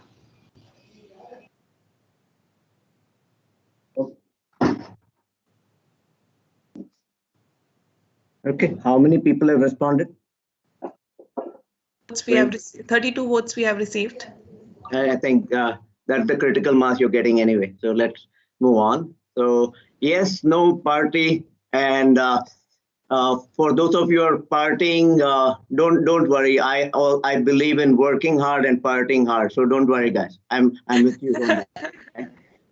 So I am with the people who are in the yes, and also with you who are partying. So you have to have a good balance in life. So don't worry about it. There's no good answer or bad answer. Okay, let's ask question number 8. So can you just speak out that question? So we'll be launching that. Do the following AI, ML, robotics, blockchain make you excited or nervous? Okay.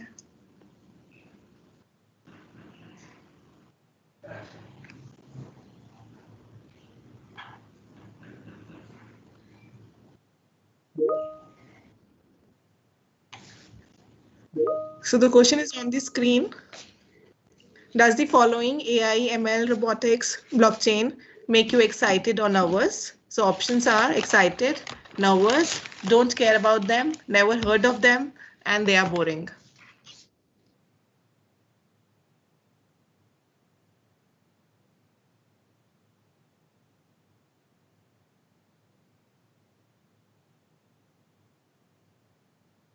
These fields can never be boring, sir. From according to me, these can never be boring. These are always exciting. These always, whenever we listen about these fields, these always bring a charm or a something excited moment in us. Right. Yeah. 33 responses. So let's go to the next. 1 second for yeah. Then the. No, and then that we can also ask for question 4, 5, 6. Are you willing to take risk? Is 4.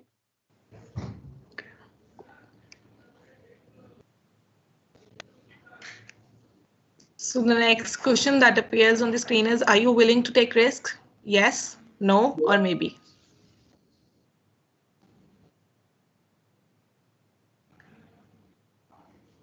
So some students are asking that what type of risk? I will explain that. Yeah. I think that my next question would be important for, it'll sort of make it clear for them. Okay, sir. So should I give the next question? Yeah, give the next question. Yeah.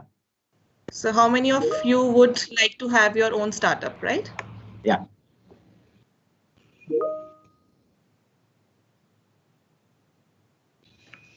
So next question that appears on your screen is, how many of would you like to have your own startup? The options are yes, no, you don't know, maybe, and will just chill out.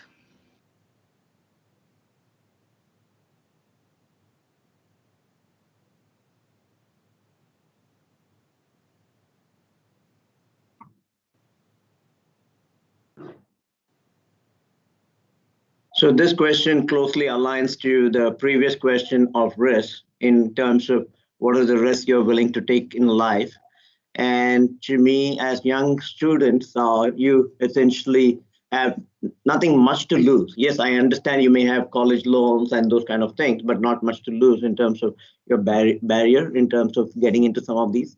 So it sort of weighs perfectly when you talked about risk and then you talked about startups. I think it shows that many of you are very interested. But yes, there are challenges about it, but essentially all of those can be overcome with the right kind of support. Let's ask the last question, number 6. Have you done any internship during your 4 years in college? Number 6.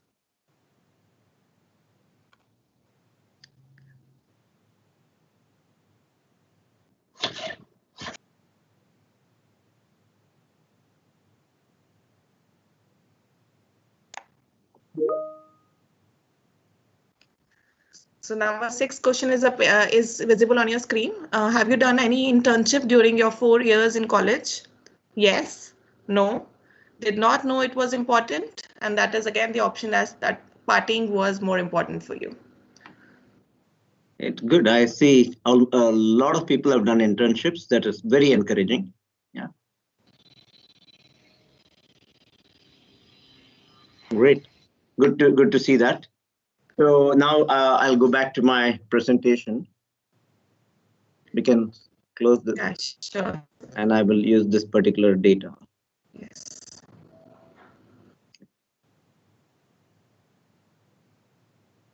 We asked you several interesting questions, right? And I think if you notice, the previous slide, I had not completed it where I basically said what were the exponentials, and that's the reason I did not say that. And then now is where I put in the exponentials, artificial intelligence, sensing, home automation, digital.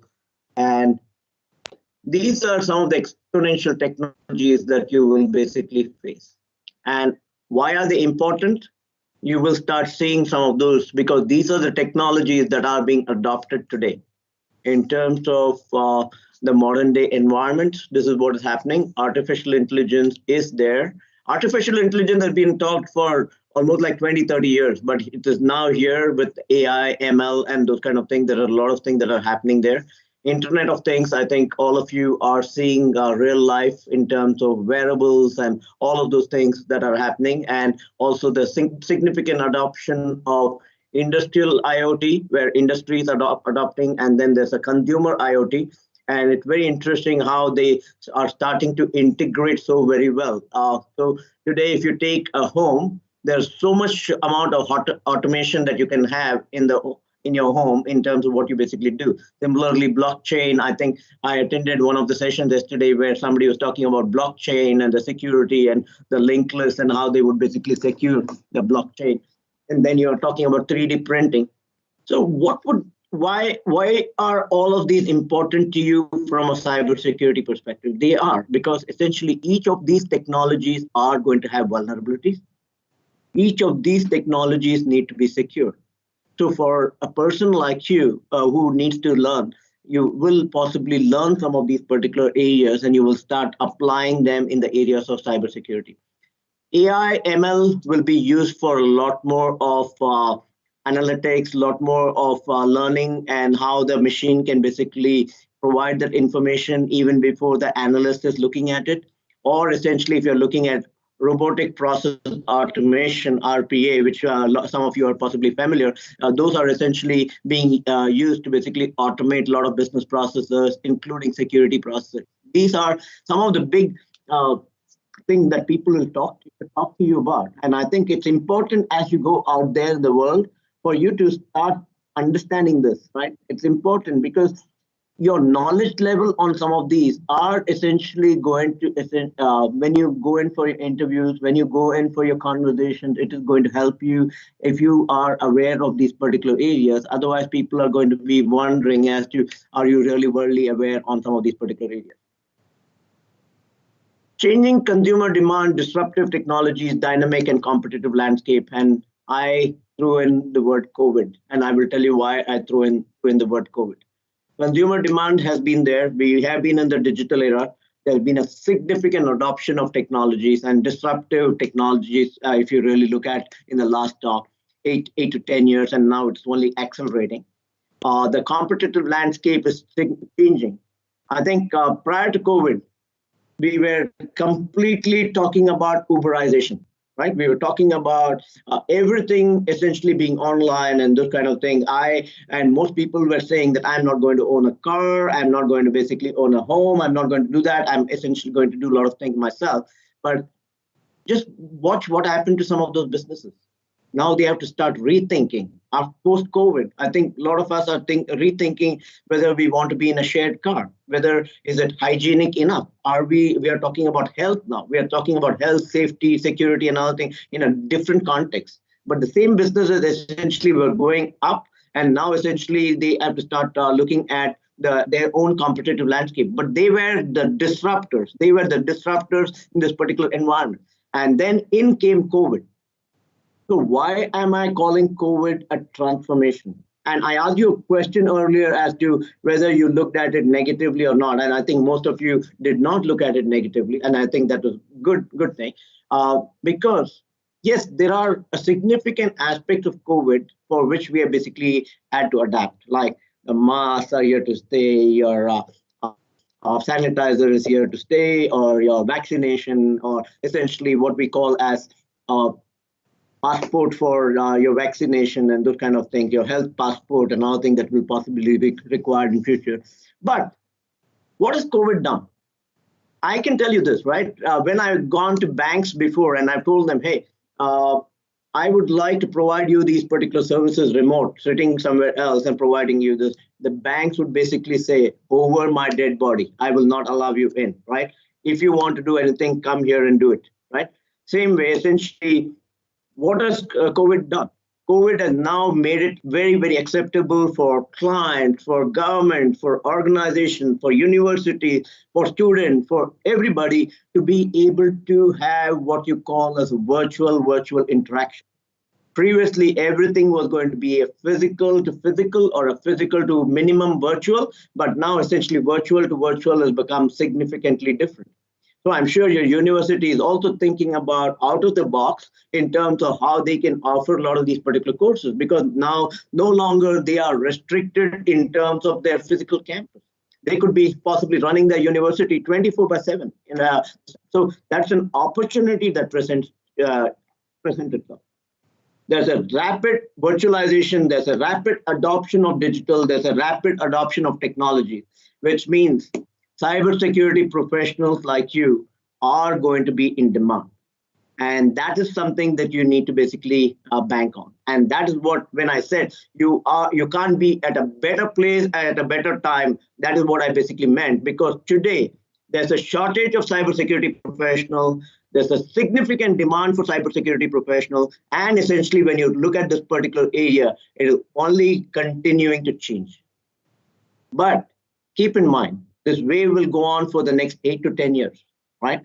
And that's my prediction on that. Maybe I'll be proved wrong in 5 years, maybe something else will come, but 8 to 10 years is what I predict that it'll be there. So what you will need to do, similar to how you adapted during COVID, you have to basically continue to basically adapt and learn.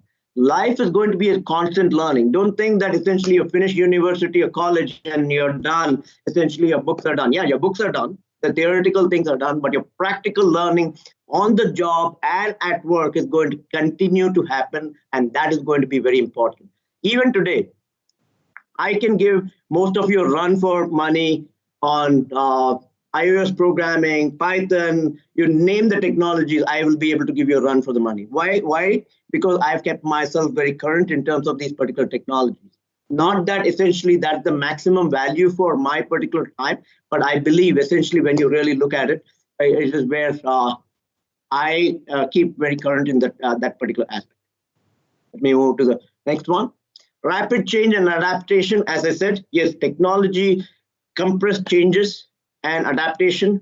So technology, what is there today, will maybe not be there 3 years or 4 years. So be ready to basically, it's going to be a roller coaster, but it is going to be a fantastic ride. And if you're here and if you're looking to make cybersecurity your career, then trust me, this is the right time for you to embark on that particular journey. Take a look. What is cyber? Cybersecurity. Cyber is all around, right? Whether you're talking about agriculture, whether you're talking about medicine, whether you're talking about physical infrastructure like dams, you're looking at the internet, you're looking at electrical networks, you're looking at aerospace, you're looking at government, you're looking at railways, you're looking at chemical plants or nuclear plants. Cyber security is there everywhere, because all of these essentially, as you look at it from an IoT perspective, all of these are starting to get enabled completely from a technology perspective. What I'm going to do is, considering that we are sort of a little over time here, I'm going to go a little faster, and I'm going to skip some of these particular slides, because I want to spend some little time with all of you on the future of the cyber workforce. Some of the thoughts that you need to keep in your mind as you go into this particular workplace, and which is going to be very important to you. Let's ask question 9. Right, sir. I take my screen off. Yeah. So 9th question is, if you are in the final year one? Ninth question is, yeah, if you're in the final year. Yes, I'll launch it.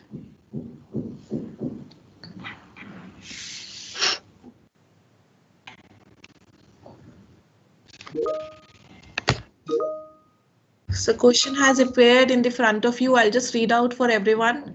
If you are in your final year, do you already have a job in your hand? The options for this question are yes, no, in the process, I don't need it, and you are not sure that how to get one.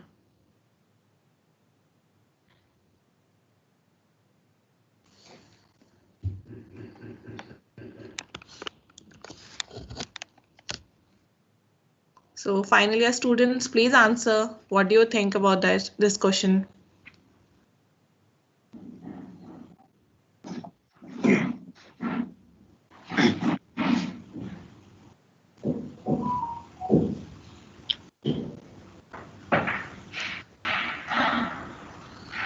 And final year students, I think we have 65 people here. I don't know if all of you are final years, but encourage your people to join, because as I said, at the tail end of the session, I'm going to offer something only to the people who are present. And these are for the final year.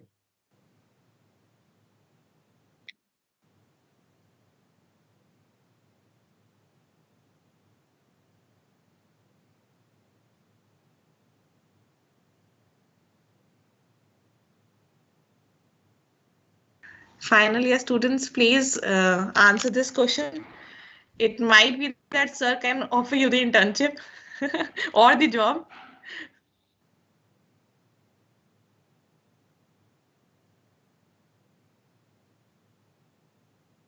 Okay, 18 responses. So let's move forward. Okay. 20 votes we have received now. Yeah, okay. Yeah. Next, let's ask the next question. Yeah, going on to the next question. Yeah. The 10th one and the last one. Yeah.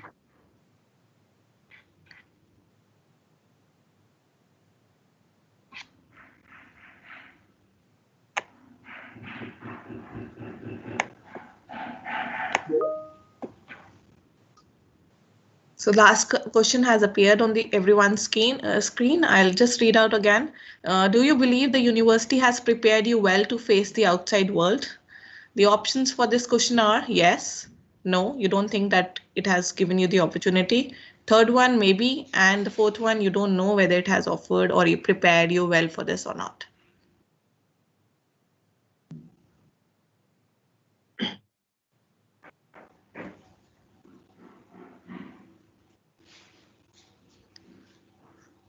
"23 votes we have received, and maximum of them have answered yes. So they think that they have been prepared well by the university. What I would encourage the people who are in the no, the maybe, or the other is to reach out to your counselors, reach out to your professors. I think I'm sure they will be very happy to guide you on those particular aspects. And I think if you're still very unsure on that, I the faculty in NCU puts in a lot of effort to basically do their best. And I think it's always essentially a two-way street, right? It's what the university gives and what you can basically give. I think it has to basically dovetail. And so I think it's a two-way street, and which is where I would encourage you. But at some of you, if you do still have questions, at the end, I will also give you my email address. You can always write to me. Happy to basically answer your questions if they're still unanswered and to help you out on that. With that, let me go back to my presentation. For this, we have received 31 votes.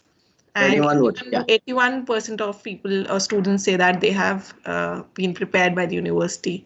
That is fantastic. Fantastic. And I think Dr. Kavita Khanna, I think that is a resounding applause to you and the entire faculty in CU. Thank you, sir. My pleasure. Let me just share my presentation. Hold on one second.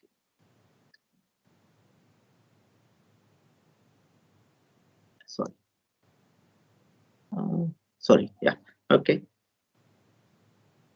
Okay. Let me talk about this. This is going to be very important for each one of you as you go out there in the workforce. Technology is rapidly changing. You as individuals are essentially going to go into that particular workforce, and you are going to be contributing. Your skill sets are going to be that very important. Operating models are changing. I will explain to you what I mean by operating models. Today, essentially, the physical, virtual to virtual, all of those are significantly changing. So companies and their operating are significantly changing, and the government and its public policy is basically changing. All of these particular aspects essentially are going to affect you. Technology, as you see the adoption of technology, how current are you on those particular technologies? Not that you have to be current with every technology, right? But it's, as I said before, and as I said in the earlier part, you will make certain choices and you will take a particular path and you will continue down that particular path. You will continue to basically specialize in terms of what you do. Let's say if you take how I started my career with doing software development. Today, I basically run the business across India, South Asia, Africa, Middle East. It's not that you can't basically change over a period of time. You can. So what did I do? I did software development, then I did information architecture. I became a technical architect, an enterprise architect. So even today, I'm very, very core in terms of the technologies and all things. And today, what we do is we basically build cybersecurity, and we run a whole range of services for a company. And that's what we do, right, from that aspect. So it's a question of how do you basically build yourself? Individuals. As individuals, it's a question of what is it that you want to focus on? And how are you going to really adapt to that particular changing? And when I go back, go a little forward, you'll see when I say individuals, it doesn't mean just the humans, right? In my life itself, I'm sure I will start interacting with robots, right? And so that is going to be something. And in your particular thing, there's going to be a lot more where a colleague may actually be a robot, right? Operating models and public policy and how all of these change. Let's move forward. Aspects. Disruptors, the augmented workforce, the 3 dimensions changing the future of work. So let's run through that. What are the 7 disruptors? Technology is everywhere, which you need to basically accept. You are essentially you are what you call the digital natives. So I don't think that should be an issue for many of you. If it is an issue, then you're not in the right place at the right time. Figure out how you basically want to adapt or adopt technology, and I think that is going to be important. But for most of you, you are at the best place at the best time. There's going to be a tsunami of data, which already we are seeing an explosion. Whether it's WhatsApp, whether it's Facebook, whether it's organization, whether email, I think we all get crowded, right? And today the data basically comes at us, like if I basically throw 1 tennis ball at you, you can possibly catch it. If I throw 5 at you at the same time, you're going to say, oh shit, I can't really do that, right? What's really happening?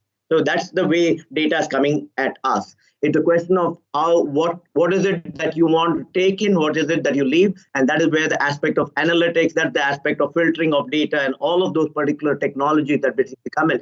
How do you manage this particular ocean of data, which essentially is a tsunami and continues to basically rise. And that's something that is going to be a big area for many of you who want to specialize in data science. That is going to be a big area.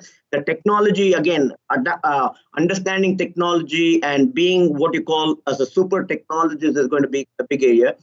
Then there's going to be an area of AI, cognitive, computing, robotics, which is sort of slightly divergent from technology, but then saying, how do I apply these particular technologies to the world of digital, right? And then you take the fourth picture. Jobs are vulnerable to automation. And that has happened from Industrial Revolution 1, Revolution 2, Revolution 3. We are in Industrial Revolution 4. It will continue to basically happen. What jobs exist today will not exist 20 years from now. What job exists today may not exist 5 years from now. And that's how it is. And I told you about the post office. I told you about the postman. I talked to you about several things, right? And there was a job called a telephone operator when I was growing up. But then that doesn't exist anymore, right? So today, jobs will continue to change. And so how does it change for you?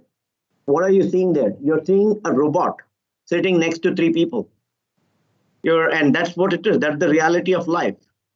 Diversity and generational change. And how we adapt to diversity, how do we adapt to inclusion is going to be very, very important, because I think workforces and work environments are becoming very, very inclusive. There could be essentially people of diverse cultures, people of diverse genders, people of essentially transgenders. There could be different whole range of people who could be part of the diverse group, right? And I think that's how you really will need to adapt. Careers, 100 years of life. What we mean by that is, and this essentially, I will encourage all of you to look at a paper called The Future of Work. We have a paper called Future of Work on Deloitte.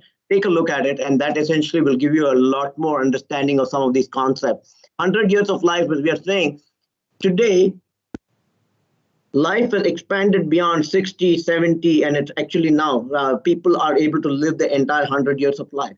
So the question of what is it that you really want to do in this particular life? Or do you want to have one career? You want to have multiple careers? What is it that you really want to do? And what is your passion? And what is it that you really want to do? Explosion in contingent work. And I will come back to in terms of what I mean by contingent workforce. Contingent workforce is essentially you can have employees, you can have contractors, you can have freelancers. So I will explain that a little more as we move forward.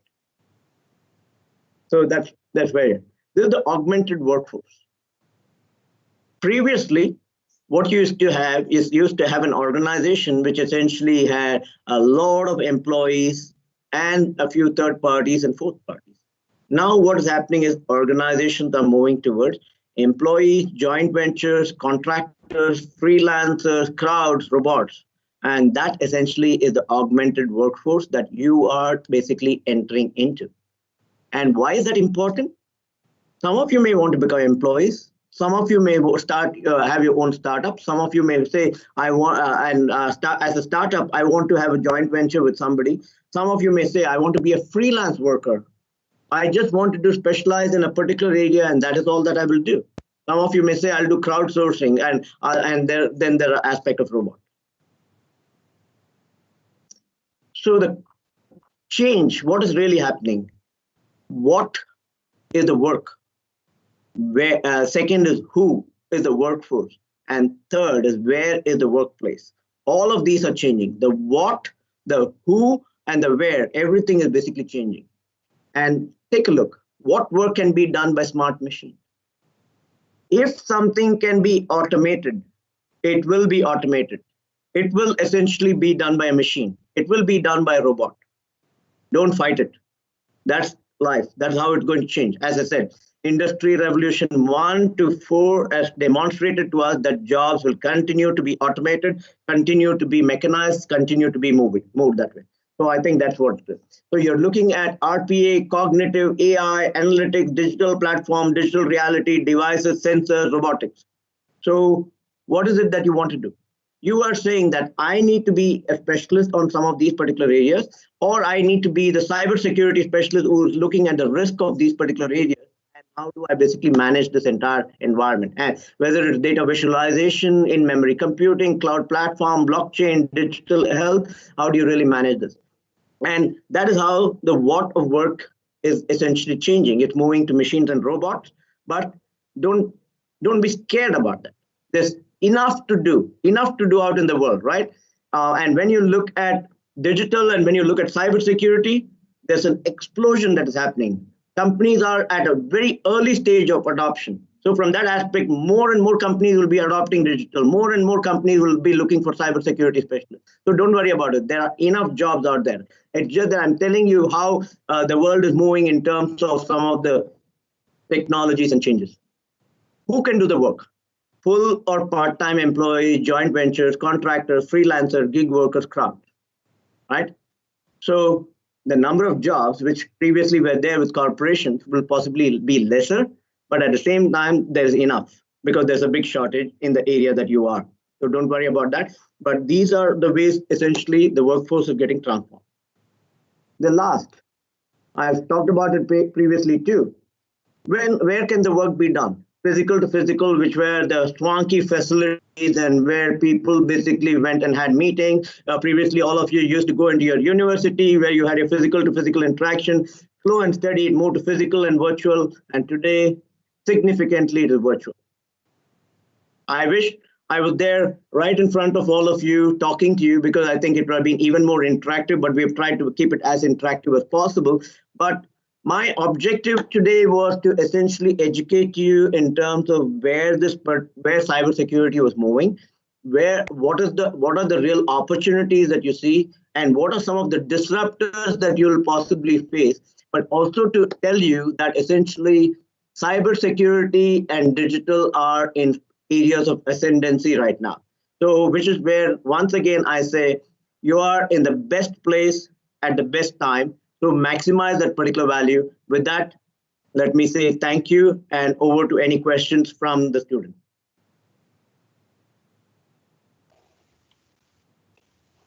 Thank you, sir, for emboldening our audience with your impeccable words and extraordinary insights from your remarkable career and life experiences.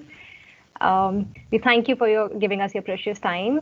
And let's move to questions, if any. If you have any questions, please raise your hand or you can mention them in the chat box and we'll try to get to them. And I've still not forgotten my promise that I'm going to give you guys something. Okay. So do we have any questions? Okay, let's wait for a while till we receive some questions, otherwise we'll proceed.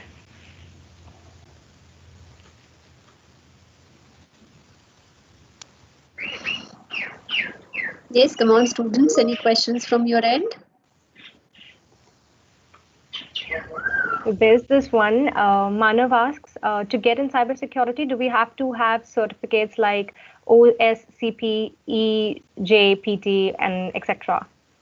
Sure, I think let me say this. One of the basic certification, you don't need to have that, but once you get into the field, then you start specializing, then essentially it's definitely something that we expect. For example, CISSP, it's an area which people take, OSCP, and there are a variety of certificates that are there. But I think when you join a workforce and depending on the area that you get into, they will guide you in terms of what is the kind of certification, because it also depends on your career path and the choices that you make. As I said, you will make career choices and paths. For example, if you're a data scientist, if you're getting into data science, or if you're getting into cybersecurity and analytics and cyber analytics, then you possibly are not going to look at some of these certifications. So it's a question of how do you basically mix and match. Take your basic degree and the skills that you basically learn, find that particular dream job. Yes, if you have certain certification, it's definitely a plus, but then essentially you can also get some of the certification as you go. Oh, okay. I hope that helps you, Manav. Next question is from Vibhuti, and she asks, Sir, what advice do you have for students who wish to make their careers in cybersecurity? My only advice to you, you're at the best place at the best time. Strap on, put on your seat belt, and work toward getting your dream job and enjoy the ride. There are enough things essentially, and happy to basically guide you offline too if you require. But essentially, I think I've shared a lot of information, and those essentially will possibly help you. Okay, thank you for the question, Vibhuti. Next one is from Virendra, and he asks, Sir, is there a way to get internship or job in consulting roles in Deloitte with just a BTech degree? Absolutely. No issues with that. All right, we are going to go for that, Virendra. Next question is from Nidhi, and she asks, good afternoon, sir. What firewall is Deloitte using, and how does it incorporate the latest in threat detection? I'm not sure exactly which version of which firewall are we using. I believe we use significant number ones. We use Palo Alto. We use quite a few others. But happy to connect you to my technologists who can possibly give you exact versions and what we basically do there. Thanks for the question, Nidhi. Next question is from Yatharth, and he asks, as we touched the topic of risk in startups, I personally don't think there's a binary answer to that. How much degree of risk aversion can be tolerated? I think it's a question of what is it that you, if you have a bright idea, it's not just getting into a startup. It's not about just getting into a startup, right? If you do believe that you have a calling, you have a bright idea, then I think what I meant from a risk perspective is, let's say somebody's been working for a long time. Then there's a barrier of exit when they are basically working because they are already earning at a particular point. So from that aspect, there's a barrier of exit. But for a young student who possibly was just coming out of university, if they have a bright idea and they want to start, if they have the right support structure in terms of angel investors or crowdfunding and those kind of things, they can actually get some of those things done. And it's not that nobody is ever going to question them that if they tried for 2-3 years, they were if they are successful. I really wish that they are successful. If they are not, they can always come back into the workforce because people are going to look at that as a credential that they actually tried to do something. Sir, won't that be counted as a break in the corporate? Like in corporate, they look down upon the breaks or something like that. What was the question? I'll just repeat the question, sir. He is further asking, should we go with either startups or let's just say what are workarounds for people with risk aversion behavior? If you are risk averse, go to corporate and start working there. And maybe the most risk averse area would be government, where possibly you will have a career which they will continue to basically give you all through your retirement. But I don't believe the young leaders of tomorrow should be risk averse. I think there should be some. I'm not talking about throwing away everything, but have a balance, right, in terms of some level of risk. But if you're risk averse and you you have a need, right? Let's say you are in a particular situation, financial need, or you have certain things, then you will be risk averse from that aspect, or some of your past experiences may have made you more risk averse. From that aspect, then there are enough corporates. As I said, the thing is, you can be a young seed that actually grows into a big tree, or you can be a branch of a very large tree. It depends on how you want to really take it up. Well, thank you, sir. And thank you, Yatharth, for the question. Vibhuti is asking another question. Sir, is Deloitte conducting Techno Utsav and CCTC this year? Techno Utsav and? CCTC. What is CCTC? All right, Vibhuti, we are waiting for you. Okay, so we'll move on and get back to this. Sir, CCTC is a competition which is organized by Deloitte every year, and our students do participate in it. And multiple times they've won that competition. And when Deloitte comes in, because Deloitte comes in as a recruiter to our campus, so all the initial rounds of the interview, they are waived off those who have cleared that CCTC competition. Okay, I know that USI basically conducts that. I am not aware of the details of that, but I can come back. Never mind, please. So our students are very enthusiastic. They very enthusiastically participate in the competition every year in that. Okay, great. All right, moving on. Manav asks, do CTFs account as an experience when we are applying for intern or full-time jobs? And again, full form of CTF? So it's capture the flag. Capture the flag. Okay, capture the flag. See, I'll tell you what, it definitely does, because that shows that you have the right experience when it comes to vulnerability assessment or penetration testing. It definitely demonstrates that. And if you can demonstrate that even during when you come in, and if they're giving you a particular environment, you're doing it, definitely does help. Yes. And I can give you a classic example, right? I think there was a person who he was a young student from somewhere in Jharkhand, from a little unknown university in Jharkhand. And what he did was essentially, for about 6 months to 1 year, he essentially spotted a lot of issues in the internet and a lot of things, which he basically, and he used to keep sending that across to us in terms of this is what I spotted, these are the issues, these are challenges and all things.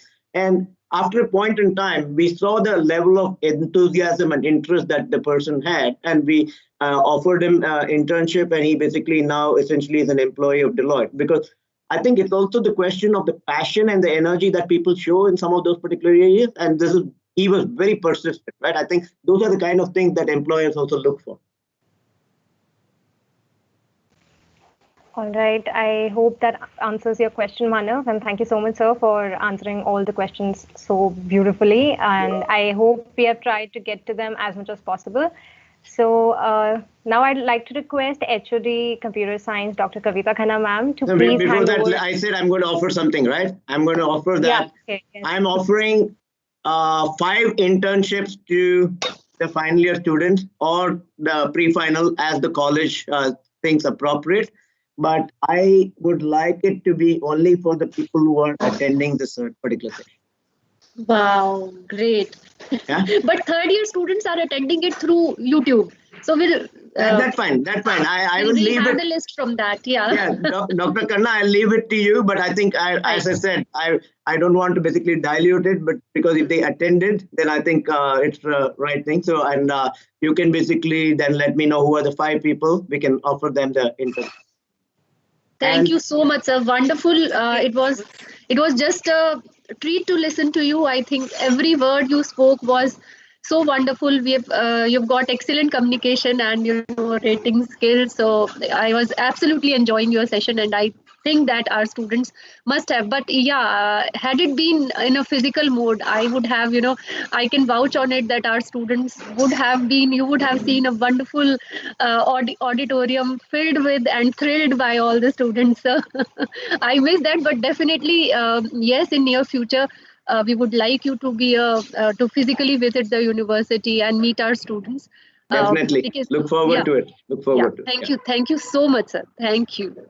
Thank you, and appreciate the token of gratitude. Thank you so much. And I think, as I said before, you have a fantastic university. Look forward to continuing to basically associated with all of you. And I think thanks to the entire the people who have convened this program and actually conducted it. Thank you so much, Mehak and Shika. All of you have done a great job. Thank you so much. Thank you. Thank you so much. Thank you so much.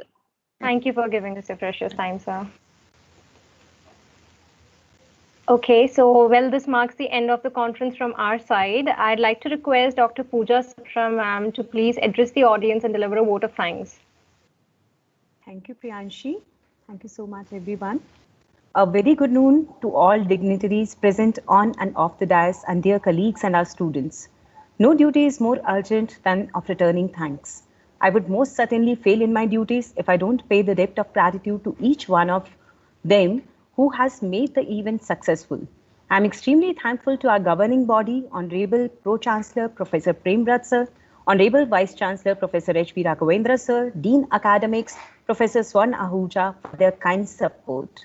I, Dr. Pooja Sapra, co-convener ICCSDF 2021, on behalf of Department of Computer Science and Engineering, the NorthCap University would like to propose a hearty vote of thanks to to our chief guest, Dr. Gulshan Roy, keynote speakers, Dr. Greg Conti, Ms. Vandana Sehgal, Mr. Parthasarathy sir, and Mr. Santosh Khatsare sir for accepting our invitation and helping us in understanding where we are and where to go.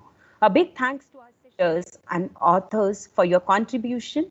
Rightly said, when the sky is clear, ground is illuminated. This conference is the result of clear directions from our head of department, Professor Dr. Kavita Khanna. Ma'am, thank you very much for trusting us. We assure you that we will try to do better and better day by day. A special thanks to Dr. Prachi Ehlawat, our cyber specialization lead, for showing us the way. Our convener, Dr. Mehak Khurana. Dr. Mehak, you are the synonym for ICCSDF 2021. Events like this cannot happen overnight. The wheels started rolling months ago. It required planning and a bird's eye for details. Beyond doubt, all of us would agree that all team members, starting publicity team for sending call for papers, Easy Chair Management Committee, Review Committee, Sponsorship Committee, Special Session Committee, Hospitality Committee has done the wonderful job. Thank you all.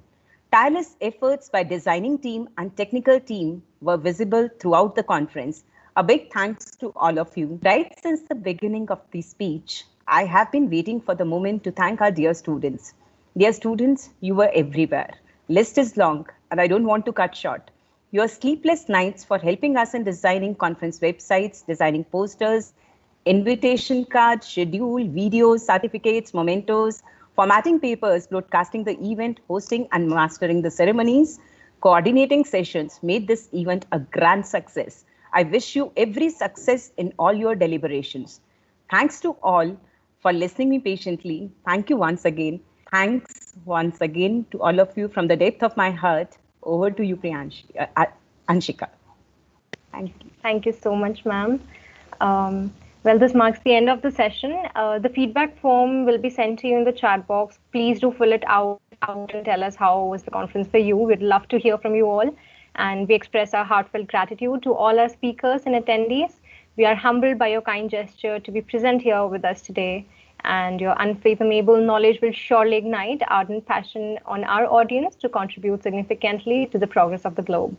Thank you everyone for joining us today. Before we leave,